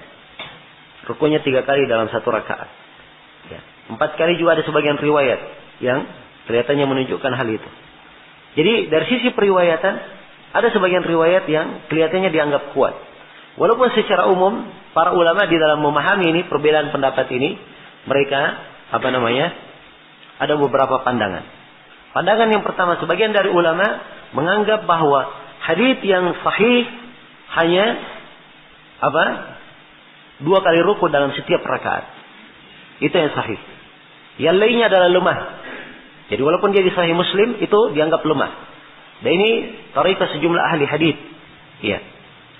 Yang melemahkan seluruh riwayat daripada 2 ruku. Alasan mereka melemahkannya, sebab ini kejadiannya cuma 1. Ya. Kejadiannya ketika Ibrahim meninggal, terjadi gerhana. Ya. Maka tidak mungkin kejadian cuma 1 dan dikatakan keadaan Nabi 2 kali ruku, 3 kali ruku, 4 kali ruku. Itu tidak mungkin. Padahal kejadiannya cuma 1 kali terjadi. Ya. Karena itulah kebanyakan hadis yang menunjukkan 2 kali itu yang paling sahih, yang harus dipegang. Jelas ya, ini pandangan yang kedua ya. Pandangan yang kedua, diakui kesahihan 3, 4 dan seterusnya. Tapi dia katakan bahwa kejadian cuma sekali, dan yang paling sahihnya, riwayat yang paling banyak, yang paling masyhurnya, beliau rukunya cuma 2 kali. Ya. Tidak ada yang mengkompromikan. Nah, cara yang ketiga ini dia kompromikan. Boleh 2, boleh 3, boleh 4 boleh 5. Jelas ya? Tapi cara yang kelima ini, ya apa cara yang ketiga ini kurang kuat dari sisi kita telah sebutkan ya, kejadiannya cuma apa? Cuma pada satu kejadian ketika ketika Ibrahim putra dari Nabi sallallahu alaihi wasallam meninggal. Jelas ya? Ya, karena itulah yang benarnya dalam hal ini bahwa dalam salat kusuf, salat gerhana itu semuanya totalnya berapa ruku? 4 ruku, berapa kali sujud? 4 sujud. Iya. Ini yang benarnya insyaallah taala dengan kaifiat yang telah kita sebutkan. Kemudian pembahasan yang ketiga sunnah-sunnah salat gerhana. Kata Syaukani rahimahullah, wa nudiba ad-du'a'u wat takbiru wat tasadduq wal istighfar, dan disunnahkan berdoa. Ya, pada saat gerhana segera seorang itu berdoa. Ya, pada Allah, berbanyak doa, dia bertakbir, membesarkan Allah, wat tasadduq, dan dia bersedekah. Pada hari terjadi gerhana dia banyak bersedekah dan banyak beristighfar. Banyak beristighfar kepada Allah. Sampai di dalam hadits Anas yang telah dalam hadits Asma bintu Abu Bakar telah disebutkan, Nabi perintah bersedekah membebaskan apa? Budak, bukan sedekah yang sedikit. Ya, jelas ya? Doa, takbir dan istighfar. Ini semuanya untuk menunjukkan rasa khawatir. Ya, dan bagaimana seorang muslim itu yang menghayati tanda-tanda kebesaran Allah Subhanahu wa ta'ala. Ya, jelas ya? Kemudian pelaksanaan sholat gerhana ini, saya perlu tambahkan sedikit. Pelaksanaan sholat gerhana ini apabila terjadi gerhana. Ya, jelas ya? Ya, kalau terjadi gerhana, dia lihat gerhananya, baru dia sholat. Adapun kalau tidak terjadi, dia tidak lihat gerhana. Ya. Yang terjadi cuma di negeri lain, di tempat lain, maka tidak ada kewajiban sholat baginya. Seperti gerhana yang kemarin terjadi ya. Ya, hanya dilihat di mana? Di sebagian Indonesia saja. Ya, katanya di di Aceh, di Jakarta, ya. Dilihat gerhananya. Adapun kita di Makassar kemarin, saya kira nggak ada yang melihat ya. Hah? Ada yang melihat kemarin di Makassar? Ya. Nah, tidak ada. Ya. Jelas? Jadi gerhana ini bagi siapa yang melihat saja. Siapa yang melihat saja. Dan beberapa waktu lalu juga pernah terjadi di Saudi. Ya. Waktu itu kita lagi berjalan sama Syekh Shalih Fauzan. Ya. Beliau setel radio. Ya. Heran tiba-tiba radio ada orang sholat di Masjid Nabawi. Ya. Sholat di siang hari. Ya, bacaan sholatnya dijaharkan. Ya, maka Syekh berkata, oh ini sholat gerhana. Ya, langsung beliau berkata seperti itu. Tidak lama setelah itu ada orang yang menelpon ke Syekh. Ya Syekh, ini terjadi sholat gerhana di Medina. Syekh tanya, kalian di Riyadh lihat gak? Sebab beliau perjalanan ke Qasim. Kata orang tersebut, tidak ya Syekh, kami di Riyadh tidak melihat. Maka kata Syekh, kalau begitu kalian tidak ada kewajiban sholat. Ya. Adapun di Medina mereka lihat, ya mereka sholat bagaimana yang dilakukan sekarang. Jelas ya. Setelah itu di beberapa pertemuan umum yang beliau lakukan di perjalanan itu di beberapa daerah, ya hampir di setiap pertemuan ditanya tentang itu. Semua jawabannya itu bagi siapa yang melihat saja. Jelas ya. Kemudian akhir dari pelaksanaannya itu sampai matahari apa? Sampai gerhananya selesai. Jadi kalau sudah selesai gerhananya, sudah selesai sholat gerhana. Jelas ya? Sudah selesai sholat gerhana. Karena itulah harus diukur. Misalnya seorang terjadi gerhana setelah asar. Ya. Terjadi gerhana setelah asar. Imamnya jangan berkata, saya akan baca surah Al-Baqarah, surah Al-Imran, surah An-Nisa. Ya. Ini kalau dia baca 3 surah ini, akan makan berapa jam? Ya. Mungkin masuk sholat isya baru selesai. Ya. Mataharinya sudah hilang. Ya. Jelas ya? Karena itulah kalau gerhananya ya dalam waktu yang diperkirakan sebentar, maka dia ukur bacaan sesuai dengan apa? Sesuai dengan gerhana tersebut. Demikian pula kalau misalnya seorang sedang sholat gerhana, dia sangka masih panjang gerhana, tiba-tiba langsung terang, ya hilang sudah gerhananya. Ya sementara sholat, ya mungkin dia bisa lihat matahari kok langsung menjadi terang sekali sudah. Ya atau datang orang yang mengabarkan gerhana sudah selesai. Ya maka yang seperti ini orang yang sholat ini tidak boleh melanjutkan sholatnya. Tapi dia harus langsung memperingkat sholatnya, menyelesaikan sholat yang sementara dia sholat itu. Langsung bacaannya dia pendekkan, kemudian dia apa? Dia selesaikan sholatnya. Jelas sampai sini? Maka memperpanjang bacaan ini dilihat kepada apa? Jarak terjadinya gerhana tersebut. Iya. Baik, kemudian berikutnya babu sholatul istisqa. Selesai sudah tentang sholat gerhana. Bab sholatul istisqa, bab sholat meminta hujan. Al-istisqa ya adalah talabus saqi, meminta hujan. Di sini dalam bab ini penulis berkata, tusannu indal jadabi raka'atani ba'dahuma khutbatun tatadammanu at-tadhkira wa at-targhiba fi at-ta'ati waz-zajr 'anil ma'siyah wa yastakthiru al-imamu wa man ma'ahu min al-istighfari wad-du'a'i bi raf'il jadab wa yuhawwiluna jami'an ardiyatahum. Ya, ini ada 3 pembahasannya yang kita garis bawahi. Yang pertama tentang hukum salat istisqa. Ya. Hukum salat istisqa hukumnya adalah sunnah muakkadah. Iya. Sunnah muakkadah. Dan salat istisqa ini yang dibahas di sini adalah salatnya dalam pembahasan ini. Adapun istisqanya meminta istisqa, meminta hujan, ini bisa dilakukan walaupun tanpa apa? Tanpa salat.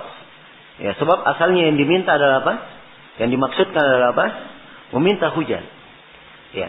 Jadi boleh dia berdoa sendiri. Ya. Boleh dia berdoa sendiri. Demikian pula salat ya. Apa ini saya belum terangkan. Salat istisqa dan salat kusuf itu boleh dilakukan secara berjamaah dan boleh dilakukan sendiri-sendiri. Ya. Dan tentunya dilakukan secara berjamaah lebih afdal.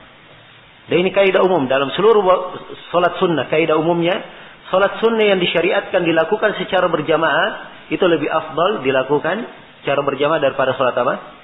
Sendiri. Ini kaidah umum. Jelas ya? Dalam salat tarawih, dalam salat istisqa, salat kusuf, demikian. Ya, kaidahnya. Jelas? Baik. Jadi orang istisqa boleh dengan dia berdoa. Ya. Dan boleh khatib, imam dia berdoa di atas mimbar.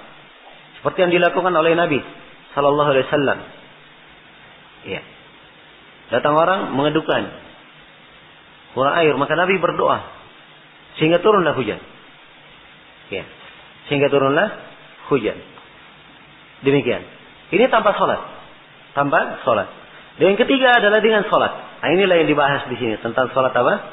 Istisqanya. Kalau dia dengan salat bagaimana cara salatnya? Jadi disunnahkan ketika terjadi jadab. Jadab ini terjadi paceklik, ya, terjadi kekurangan air, ya, kekurangan air, maka disunnahkan untuk salat 2 rakaat. Disunnahkan untuk salat 2 rakaat. Ini yang disebut dengan nama salat apa? Al-istisqa. Ya. Dan kurangnya air ini tentunya karena sebuah sebab yang dimaklumi. Ya. Kenapa kurang air? Itu ada sebabnya yang dimaklumi dari sebab syar'iyyah diterangkan. Dalam hadits Ibnu Umar riwayat Ibnu Majah, Rasulullah sallallahu alaihi wasallam atau Nabi bersabda, ya, lam yanqus qaumun al-mikyala wal mizana illa ukhidu bis-sinin wa shiddatil mu'nah wa jawri sultani alaihim wa lam yamna'u zakat amwalihim illa muni'ul qatra minas sama' walaula al-baha'im lam yumtaru. Ya, ini hadits ada kelemahan padanya, tapi Syekh Al-Albani menguatkannya dari seluruh jalan. Ya. Tidaklah satu kaum mengurangi timbangan, mengurangi takaran, mengurangi timbangan kecuali mereka akan disiksa dengan adanya paceklik yang berkepanjangan, bertahun-tahun. Ya, berkepanjangan. Ya. Dan adanya kekurangan makanan. Ya. Dan akan ditimpa mereka oleh kelaliman penguasa terhadap mereka. Dan tidaklah mereka menahan zakat harta mereka kecuali akan ditahan tetesan air dari langit. Andai kata bukan karena hewan-hewan, mereka tidak akan mendapatkan apa? Mendapatkan hujan. Ya, jelas ya? Jadi dosa yang terjadi dengan manusia ini adalah sebab turunnya hujan. Apa sebab terhalangnya hujan itu turun? Andai kata bukan karena makhluk yang lain, kita tidak mendapatkan apa? hujan. Iya. Maka ini hendaknya diingat bahwa adanya kekurangan hujan dan seterusnya ini mengharuskan kaum muslimin banyak memperhatikan dirinya kembali bertobat dan beristighfar kepada Allah Subhanahu wa taala. Iya. Karena itu dituntunkan melakukan salat yang melambangkan dia bertobat kepada Allah Subhanahu wa taala, beribadah, memohon dengan sangat. Diterangkan dalam hadits Ibnu Abbas yang diriwayatkan oleh Imam Lima, disahihkan oleh Tirmidzi, Abu Awana dan Ibnu Hibban. Ibnu Abbas berkata, kharaja Nabi sallallahu alaihi wasallam mutawadhi'an, mutabaddilan, mutakhashshi'an, mutarassilan, mutadarri'an, fa shalla raka'atayn kama yusalli fil 'id. Ya. Lam yakhthub khutbatakum hadhihi. Nabi sallallahu alaihi wasallam keluar melakukan salat istisqa, mutawadhi'an, dengan penuh merendah diri. Ya, mutabaddilan. Ya. Dalam keadaan sangat sederhana. Mutakhashshi'an, sangat khusyuk. Mutarassilan. Ya, beliau sangat pelan-pelan. Tidak tergesa-gesa jalannya. Mutadarri'an, dan kelihatan sekali orang yang tadarru, sangat berharap kepada Allah. Fa shalla raka'ataini, maka beliau pun salat 2 rakaat. Inilah salat Salat istisqa. Kama yusalli fil 'id, sebagaimana dia salat di Id. Ini hadis dikuatkan oleh Syekh Al-Albani tentang masalah dia salat seperti Id.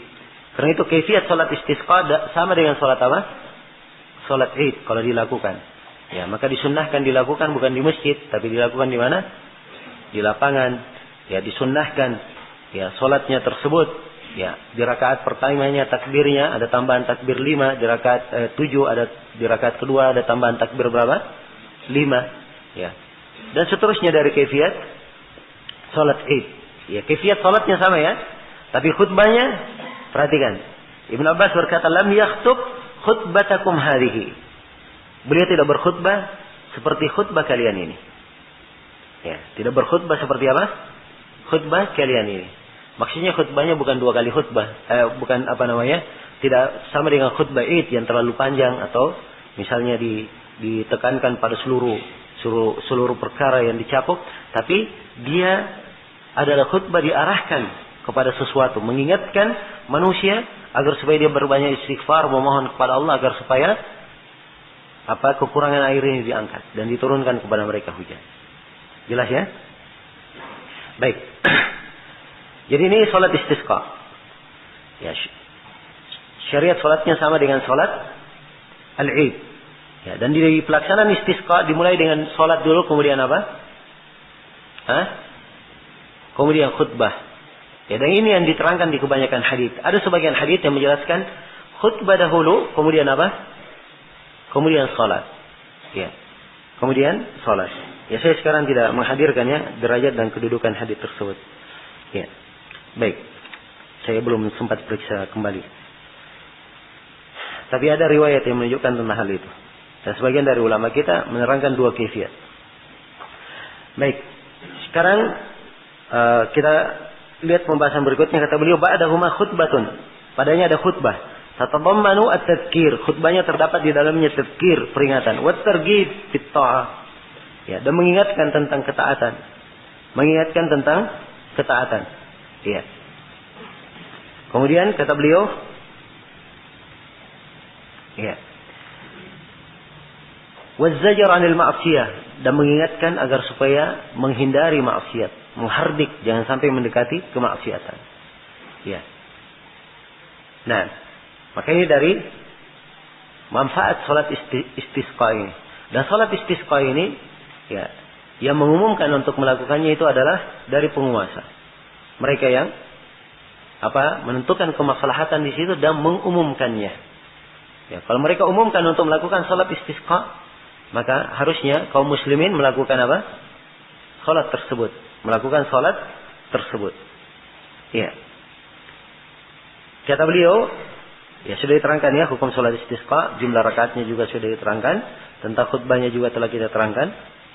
Nah, kemudian yang ketiga ada hal-hal yang patut diperhatikan dalam salat istisqa. Apa itu? Syukani menjelaskan. Wa yastaghfirul imamu wa man ma'ahu minal istighfari wad du'a bi raf'il jadab.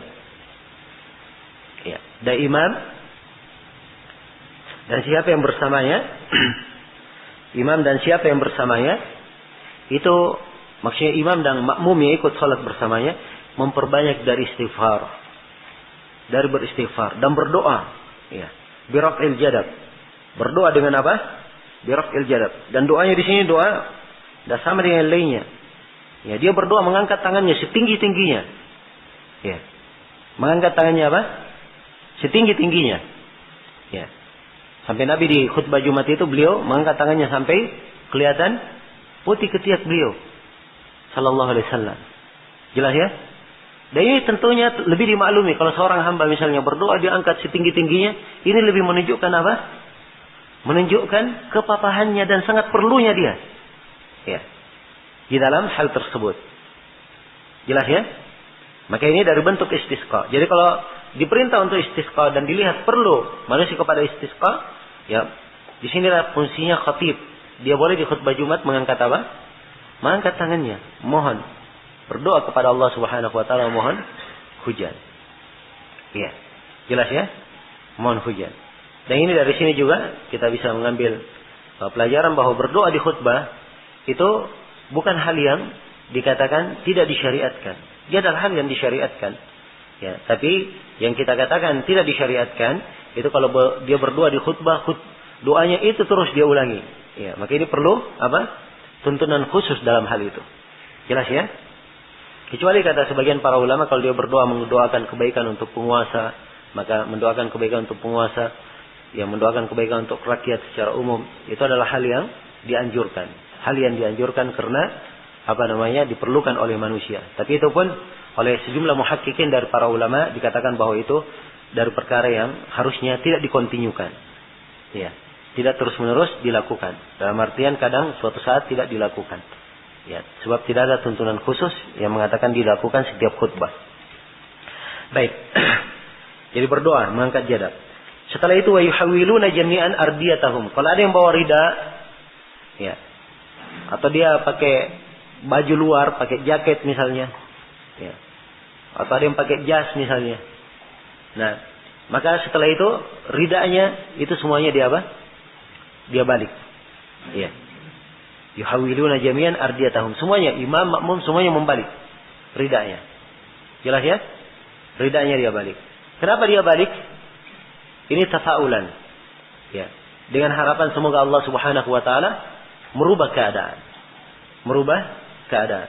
Dan ini disyariatkan, membalik rida ini disyariatkan dalam sejumlah hadis yang sahih di riwayat Bukhari dan Muslim. Jelas sampai sini? Ya. Bagaimana kalau orang tidak pakai rida, dia cuma pakai baju saja? Apakah bajunya dia lepas dia buka? Hah? Terus dia balik? Ya, jawabannya tidak. Di sini yang dibalik hanya apa? Hanya rida. Ya, kalau dia bagi kopi, apa kopinya dia buka kemudian dia balik kopinya? Ya, jawabannya tidak. Ya, jelas ya? Demikian pula misalnya kalau seperti di Timur Tengah sana, kebanyakannya orang pakai imamah, apa namanya? Dihamparkan di atas. Ya. Maka orang-orang awam biasanya kalau salat istisqa, imamahnya dibalik sama dia. Ya, dan ini difatwakan oleh ulama kita itu tidak disyariatkan. Yang disyariatkan kalau dia pakai apa? Pakai rida atau dia pakai sesuatu yang diletakkan di atas pundaknya. Biasanya yang orang-orang sana ada pakaian sendiri yang dipakai untuk di luar itu, disebut dengan nama bist. Ya, ini apa namanya disyariatkan untuk apa? Dibalik. Jelas ya? Kalau membalik imamah tidak. Membalik imamah, membalik kopiah itu tidak disyariatkan. Jelas ya? Baik, maka ini salat istisqa. Selesai sudah pembahasan tentang salat istisqa. Ya, Kitabul Janaiz.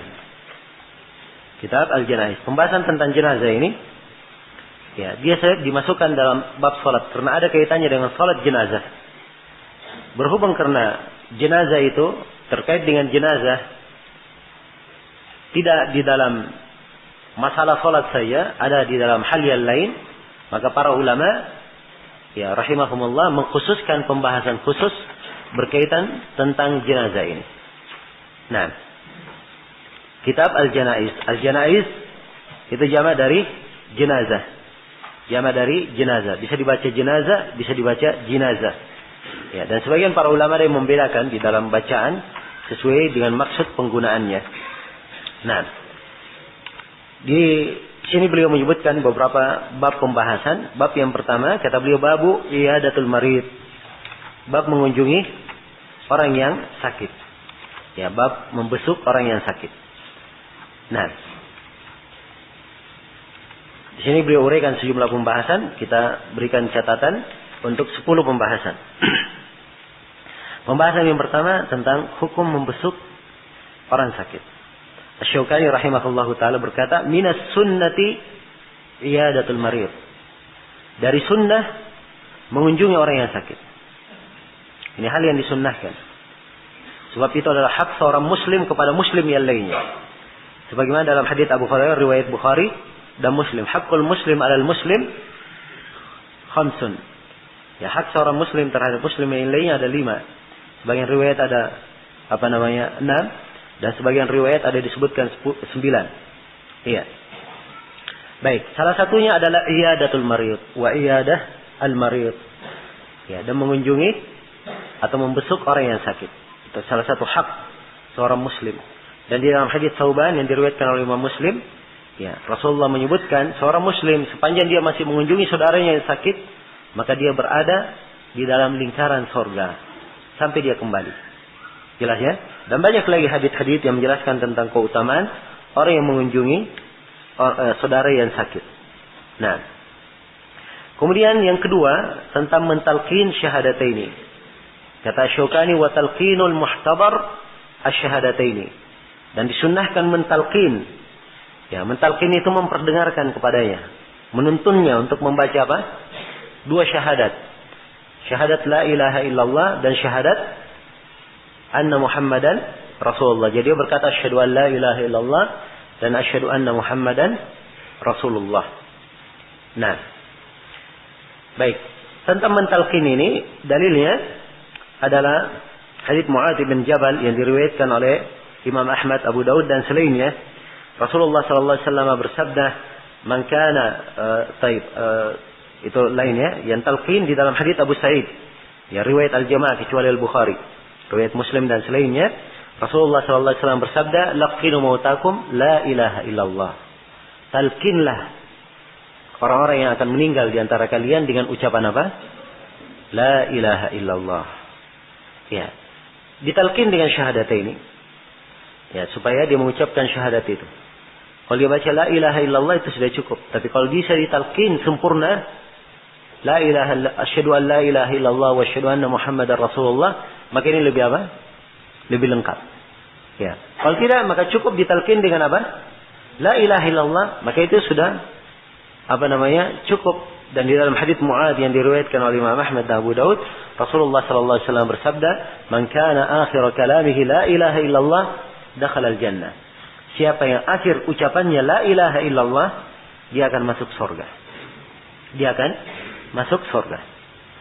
Nah, kemudian kata beliau rahimahullahu taala, pembahasan yang ketiga dari sunnah juga yang disebutkan di sini. Ya.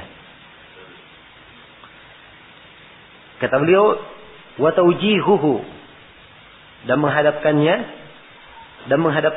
yaitu menghadapkan kemana? Ke kiblat. Ya, menghadapkan ke kiblat.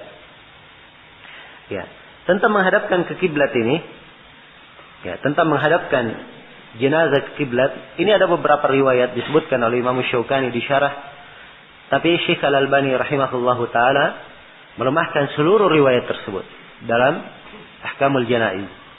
Dan beliau katakan tidak disyariatkan, bahkan telah dinukil dari sebagian as-salaf, mereka tidak senang, ya, diarahkan ke kiblat.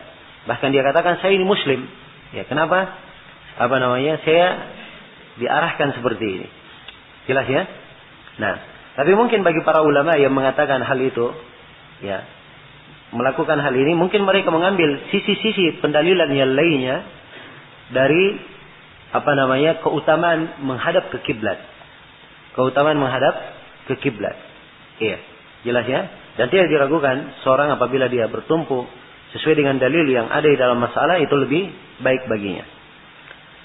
Baik, kemudian yang keempat, memejamkan mata orang yang meninggal. Kata Syaukani, wa tatmiduhu idza mata, dan memejamkan matanya kalau dia meninggal. Ya. Sebab orang yang meninggal itu wajar matanya apa?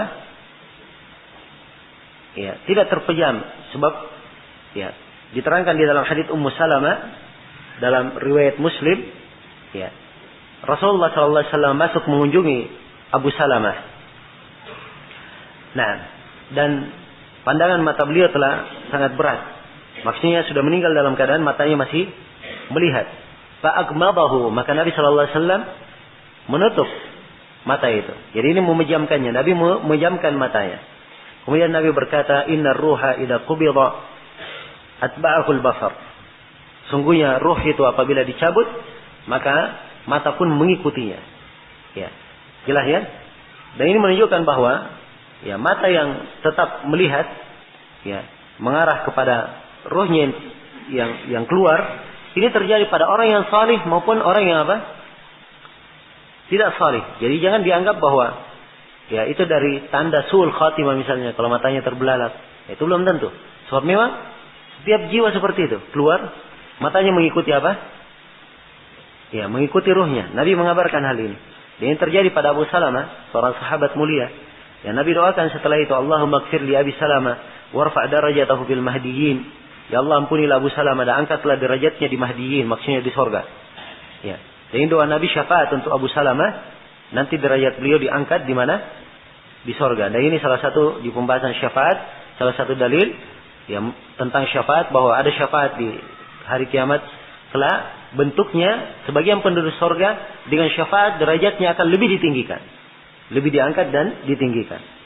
Kemudian Nabi lanjutkan doanya, ya, wafsah lahu fi qabrihi wa nawwir lahu fihi wa khlufhu fi aqibihi. Ya, lapangkanlah untuknya di kuburnya, cahayailah untuknya dalam kubur, ya, dan berikanlah ganti yang baik untuk keluarganya. Nah, jelas ya. Jadi ini dalil menunjukkan disyariatkannya memejamkan mata orang yang meninggal. Kemudian kata beliau berikutnya, dari sunnah berikutnya yang dipandang oleh Imam Syaukani, membaca surah Yasin. Kata beliau, wa qira'atu Yasina alaihi, dan membaca Yasin terhadapnya. Ya, ini beliau tekankan di sini membaca Yasin, ya, karena ada sejumlah hadis yang menjelaskan tentang membaca surah Yasin ini. Dan Imam Syaukani memandangnya kuat, tapi hakikatnya hadis-hadis yang menjelaskan tentang keutamaan membaca surah Yasin semuanya adalah lemah. Semuanya adalah lemah. Karena itu Ad-Darqutni berkata, tidak ada di dalam pembahasan surah Yasin satu keutamaan pun yang sahih. Tidak ada satu keutamaan pun yang sahih di dalam membacanya. Semuanya dalam hadis yang lemah. Jelas ya? Karena itu tidak disyariatkan membacakan surah Yasin. Yang disyariatkan sebagaimana yang telah lalu adalah apa? Ditalqin dengan kalimat la ilaha illallah. Nah, kemudian wal mubadara bitajhizihi. Ya. Berikutnya yang keenam, penyelenggaraan jenazah disegerakan. Mubadara, ada mubadara, disiapkan jenazahnya, diselenggarakan. Bitajwizi hayatihi. Kenapa disegerakan? Ya karena sudah selesai hidupnya, ya kan? Maka sekarang dia sudah mati, sudah meninggal. Disegerakan maupun tidak disegerakan sama saja. Dia sudah apa? Sudah meninggal. Karena itu disegerakan itu lebih utama baginya. Nah, karena itu dalam hadis Abu Hurairah riwayat Al-Jamaah, Rasulullah SAW bersabda, asri'u bil jenazah. Bersegeralah kalian dengan jenazah. Ya, walaupun konteks riwayat setelahnya menunjukkan bahwa bersegera ini dalam masalah mengantarnya, tapi kalimat asri'u bil jenazah ini mencakup seluruh perkara yang berkaitan dengan penyelenggaraan apa? Penyelenggaraan jenazah. Kita diperintah untuk bersegera. Nah, ini hadis kelanjutannya, fa in kanat salihatan ya qarrabtumuha, fa in kanat salihatan qarrabtumuha ila alkhair, wa in kanat ghayra dalik ya fa syarrun tad'unahu an riqabikum. Kalau dia adalah jenazah yang salih, maka sebaik-baik perkara yang kalian dekatkan. Dan apabila dia jenazah yang selain daripada itu, maka suatu yang jelek yang kalian letakkan di atas punggung-punggung kalian. Ya, maka ini di atas punggung-punggung kalian ini menunjukkan bahwa asalnya jenazah itu dipikul jenazah itu. Asalnya dipikul di atas punggung. Nah, ini yang disebutkan oleh Rasulullah sallallahu alaihi wasallam, dan kita akan bahas mungkin itu di dalam masalah mengantar jenazah nanti. Iya. Kemudian berikutnya,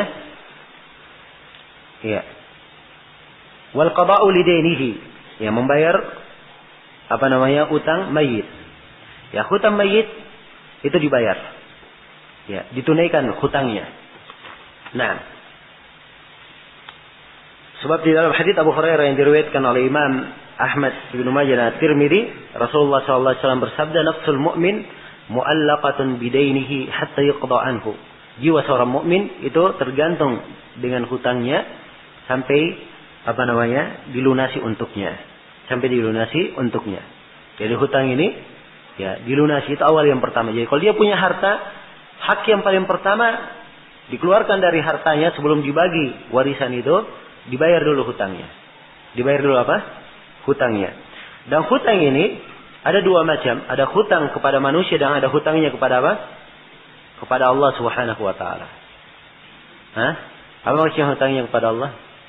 Ya. Kalau jenazah ini belum haji, maka dikeluarkan dari apa yang dia tinggalkan, ya bekal yang dengannya bisa ada orang yang menghajikannya. Ada orang yang apa? Menghajikannya. Apakah dari keluarganya maupun yang lain. Ya. Jadi kalau hutang kepada manusia saja dibayar, apalagi hutang kepada apa?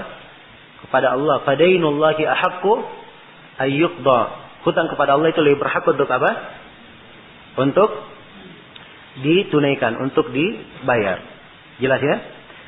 Kemudian di antara hal yang disebutkan oleh Syaukani di sini, wa tasjiyatuhu. Ya, disunnahkan mayit itu ditasjiyah. Ya. Mayit itu ditasjiyah. Ini diterangkan oleh Aisyah radhiyallahu taala anha, anna Rasulullah sallallahu alaihi wasallam hina tuwfiya sujjiya bi burdin hibarah, muttafaqun alaih. Sungguhnya Nabi sallallahu alaihi wasallam, ya, beliau tatkala meninggal, beliau ditasjiyah. Ditasjiyah itu artinya dihamparkan di atasnya kain. Dihamparkan di atas kain. Dengan burd. Burd ini adalah kain yang bergaris-garis. Kain yang bergaris-garis. Hibarah. Ya, kalau hibarah ini menunjukkan bahwa kainnya ada warna-warnanya. Ya, ada warna-warnanya di atas kain tersebut. Nah, muttafaqun alaih. Haditsnya diriwayatkan oleh Imam Al-Bukhari dan Imam Muslim. Baik, jadi ini menunjukkan disyariatkannya ditasjiyah, ditutup, ya, dia dengan kain tersebut. Dan disebutkan pembahasan berikutnya oleh Syaukani yang ke-9, mencium mayit. Kata Syaukani, wa yajuzu taqbiluhu, dan boleh mencium mayit itu, boleh menciumnya. Nah, sebagaimana yang ditunjukkan dalam hadits Aisyah riwayat Al-Bukhari, anna Abu Bakar dakhal fa basara bi Rasulillah sallallahu alaihi wasallam wa huwa musajja bi burdihi fa kashafa an wajhihi wa akabba alaihi fa qabbalah. Ya. Abu Bakar masuk dan ia melihat Rasulullah musajja, ditutup dengan kain dari burd yang kita sudah terangkan tadi, maka Abu Bakar menyingkap wajahnya, lalu beliau pun mencium Rasulullah sallallahu alaihi wasallam. Jadi kalau mencium wajahnya, wajah yang disingkap kemudian mencium, berarti yang dicium adalah apa? Ya, keningnya. Jelas ya? Kemudian ya, itu di dalam hadits riwayat Al-Bukhari. Ya, kemudian kata Syaukani di sini dalam pembahasan yang ke-10, ya, beliau tekankan lagi beberapa etika ini terkait dengan orang yang sekarat. Kata beliau, wa 'alal marid ay yuhsina adh-dhanna bi rabbih wa yatuba ilaihi wa yatakhallafa min kulli ma 'alaihi. Atas seorang yang sakit, hendaknya dia berbaik sangka kepada Rabb-nya. Hendaknya dia berbaik sangka kepada Rabb-nya. Ini penting, berbaik sangka. Jangan sampai dia meninggal dalam keadaan su'udzon kepada Rabb-nya. Dia berbaik sangka. Dalam hadits Anas bin Malik riwayat Bukhari dan Muslim, Rasulullah sallallahu alaihi wasallam bersabda, "La yatamannayanna ahadukumul mauta li dhurrin yanzilu bih." Jangan sekali-sekali salah seorang dari kalian mengharap mati hanya karena lantaran bahaya yang turun kepadanya. Ya. Ini sering ya terjadi. Nah, Nabi anjurkan, fa in kana la budda mutamanniyan, kalau memang harus dia itu mengharap karena dia merasa fitnah sangat dahsyat, ya, maka dia doanya begini, Allahumma ahyini ma kanatil hayatu khairan li. Ya Allah, hidupkanlah saya sepanjang kehidupan itu lebih baik bagiku. Wa tawaffani ma kanatil wafatu khairan li, dan wafatkanlah saya sepanjang kematian itu lebih baik bagiku. Jelas ya? Jadi kalau dia harus tamanni, itu yang dia baca.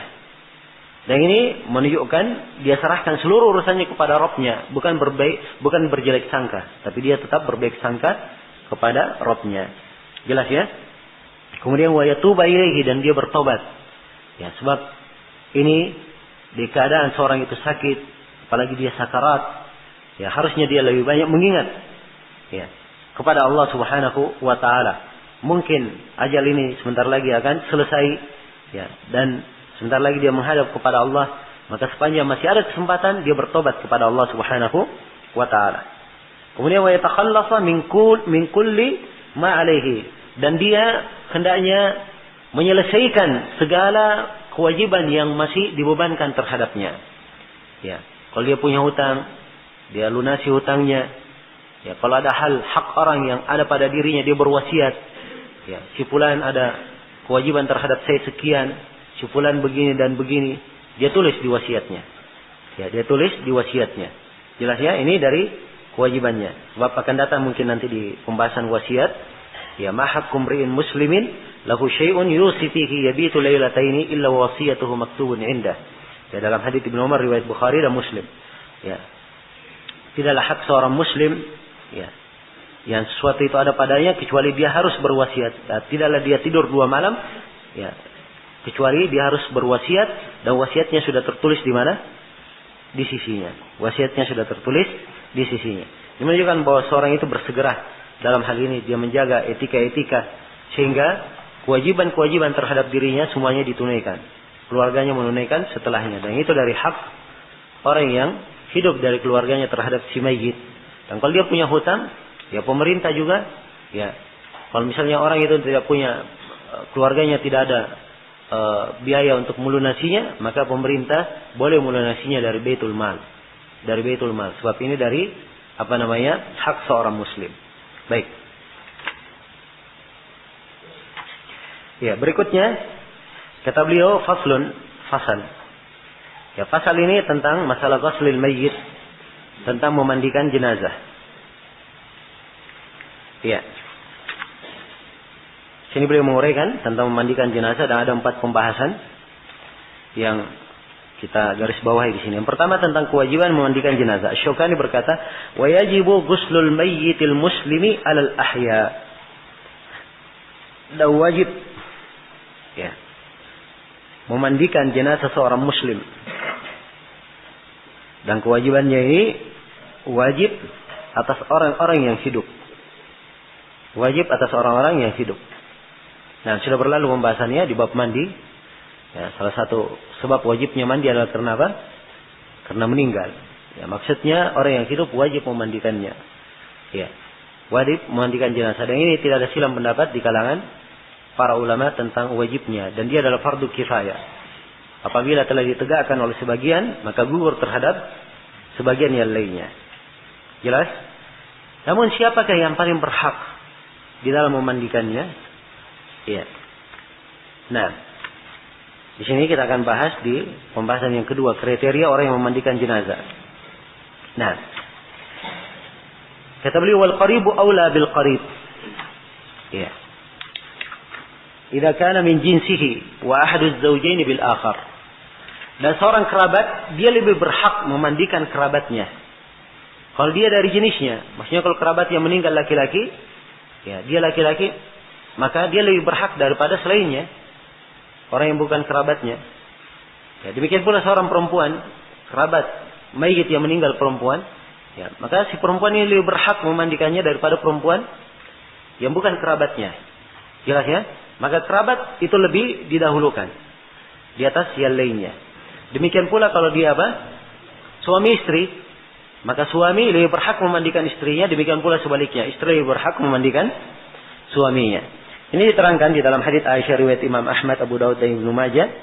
Aisyah berkata, "Law istaqbaltu min amri mastadbar, ma ghassala Rasulullah sallallahu alaihi wasallam illa nisa'u."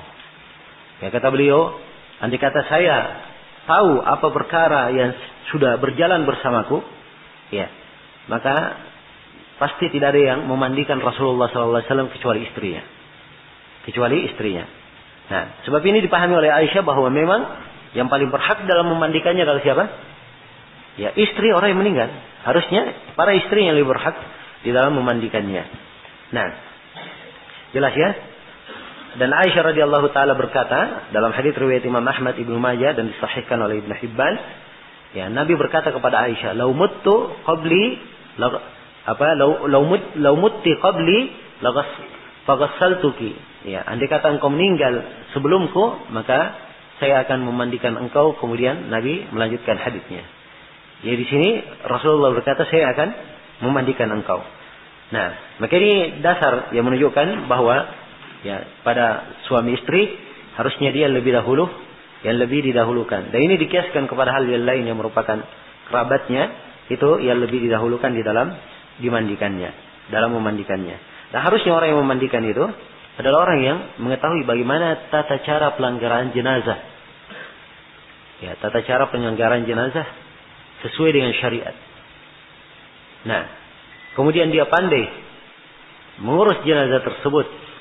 Ya, tahu jenazah itu apa yang harus dibersihkan, ya, apa yang harus dibersihkan. Kemudian kalau misalnya ada yang meninggal, ya, kira-kira najis apa yang keluar dari dirinya. Kalau keluar najis, dia terus keluar, bagaimana cara menghentikannya, ya, dan seterusnya. Ini dari hal-hal yang hendaknya dia bisa memahaminya. Jelas ya? Dan yang seperti ini membersihkan najis, ya biasanya ada yang meninggal, tetap ada kotoran yang keluar. Ya.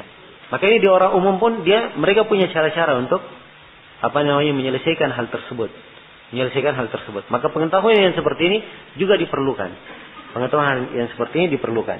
Kemudian pembahasan yang ketiga, cara memandikan jenazah. Asy-Syaukani berkata, wa yakunul ghuslu 3 atau 5 atau aktsara bima'in wa sidr. Ya. Wa fil akhirati kafur wa taqaddamul mayamin. Ya. Kata beliau, dan hendaknya mandi itu, ya, wa yakunul ghuslu, di sini pakai di fathah ghain, ya, sebab yang diinginkan air yang dia dimandikan dengannya. Berapa kali dia dimandikan? 3 kali, atau 5 atau 5 kali, atau aksar, atau lebih. Jadi boleh 3, 5. Kalau ingin lebih, maka ganjil. 7, 9. Ya, kalau memang diperlukan, ya. Kalau memang diperlukan. Jadi lebih itu boleh kalau apa? Kalau diperlukan. Sebab memang hadisnya seperti itu. Ya. Nabi SAW ketika memerintah, ya, para perempuan yang memandikan putri Rasulullah SAW dalam hadis Ummu Atiyah, riwayat Bukhari dan Muslim, ya, beliau berkata, "Igsilnaha 3 atau 5 atau aktsar min dalika in ra'aitunna." Ya. Cucilah dia, mandikanlah dia 3 kali atau 5 kali atau lebih daripada itu. Kalau memang kalian memandang itu perlu. Jelas ya? Nah, jadi itu cara memandikannya. Apakah disiram 3 kali? Dan sudah kita sebutkan, ya. Disiramnya dengan apa? Ya, kita terangkan tentang memandikan. Bahwa memandikan itu, ya, asalnya tidak tergambar memandikan tanpa tanpa digosok. Ya. Tapi tentunya yang dia gosok, kalaupun dia gosok, maka dia menggosok bagian-bagian yang mungkin untuk dia gosok. Iya. Jadi bagi siapa yang dia kerabat tapi bukan suami istri. Berbeda kalau dia suami istri, tentunya itu akan lebih luas baginya. Jelas ya? Baik. Kemudian dikatakan di sini bima'in wa sidr, dengan air menggunakan apa? Menggunakan daun bidara. Ya, daun bidara itu punya bau yang sangat bagus dan sangat bermanfaat sekali untuk apa? Untuk jenazah, sangat bermanfaat sekali untuk jenazah. Karena itu dia didahulukan dengan menggunakan sidr, menggunakan apa? Daun bidara. Wa fil akhirah kafur, dan di cucian yang terakhir pakai kapur barus. Di cucian yang terakhir dia pakai kapur barus. Nah, dan ini apa yang disebut oleh Syaukani ini semuanya diambil dari hadis Rasulullah sallallahu alaihi wasallam tentang bagaimana caranya. Itu diterangkan dalam hadis Ummu Atiyah radhiyallahu taala anhu. Jelas ya? Dan di akhirnya kafur. Wa taqaddam al-mayamin, didahulukan yang kanan. Jadi kalau jenazah itu kanan, diletakkan, maka di sebelah kanannya dulu yang dicuci. Bagian tubuhnya sebelah kanan. Ya, kemudian sebelah kiri, kemudian dicuci, dimandikan apa? Seluruhnya. Kalau bisa 3 kali, 3 kali, 5 kali, 5 kali, Ya, tidak bisa 5 kali ini lebih, maka berapa? 7 kali. Ya, lebih daripada itu tidak ada masalah. Yang penting diperlukan. Jelas ya? Yang penting diperlukan. Nah, baik.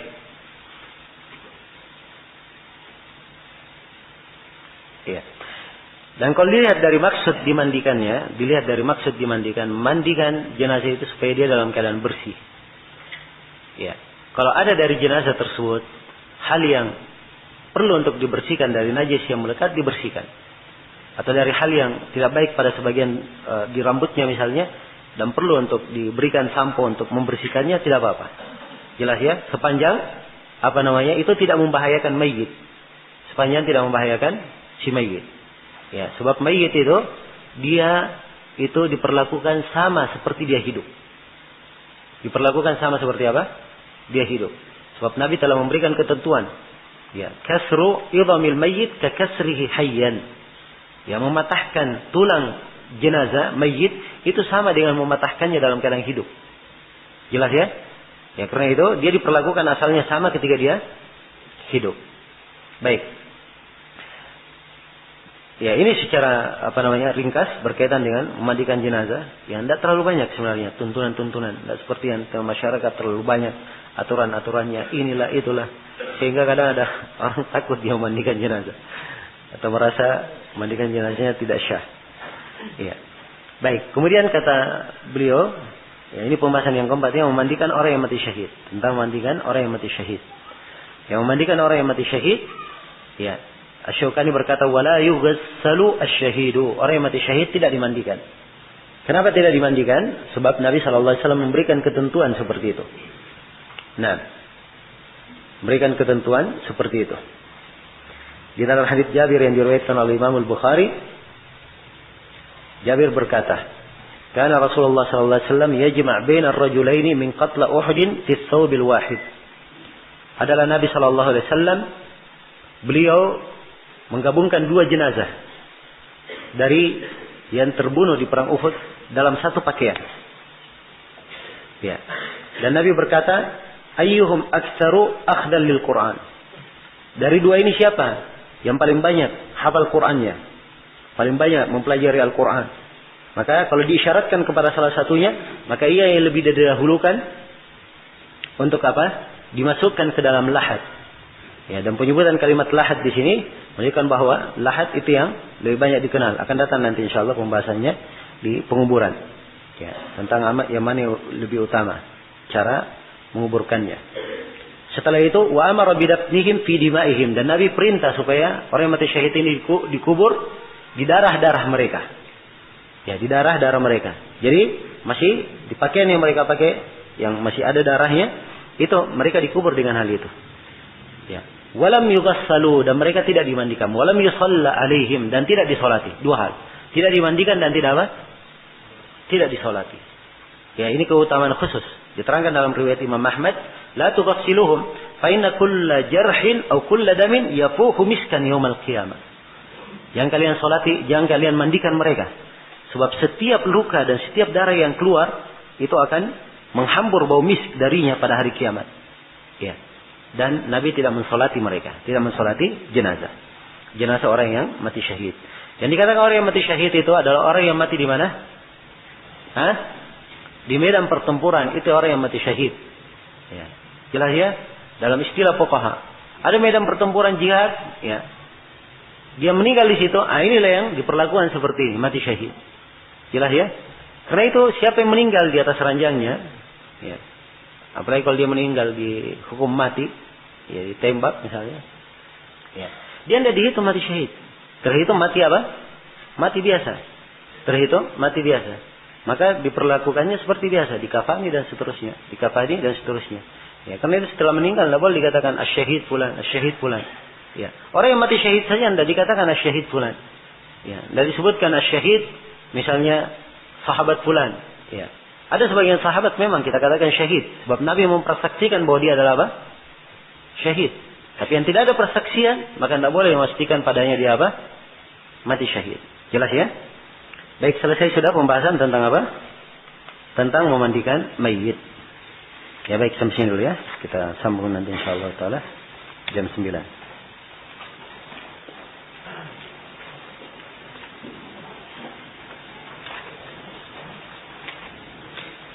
Ya, subhanakallahumma bihamdik, asyhadu an la ilaha illa anta, astaghfiruka wa atubu ilaik, walhamdulillahi rabbil alamin.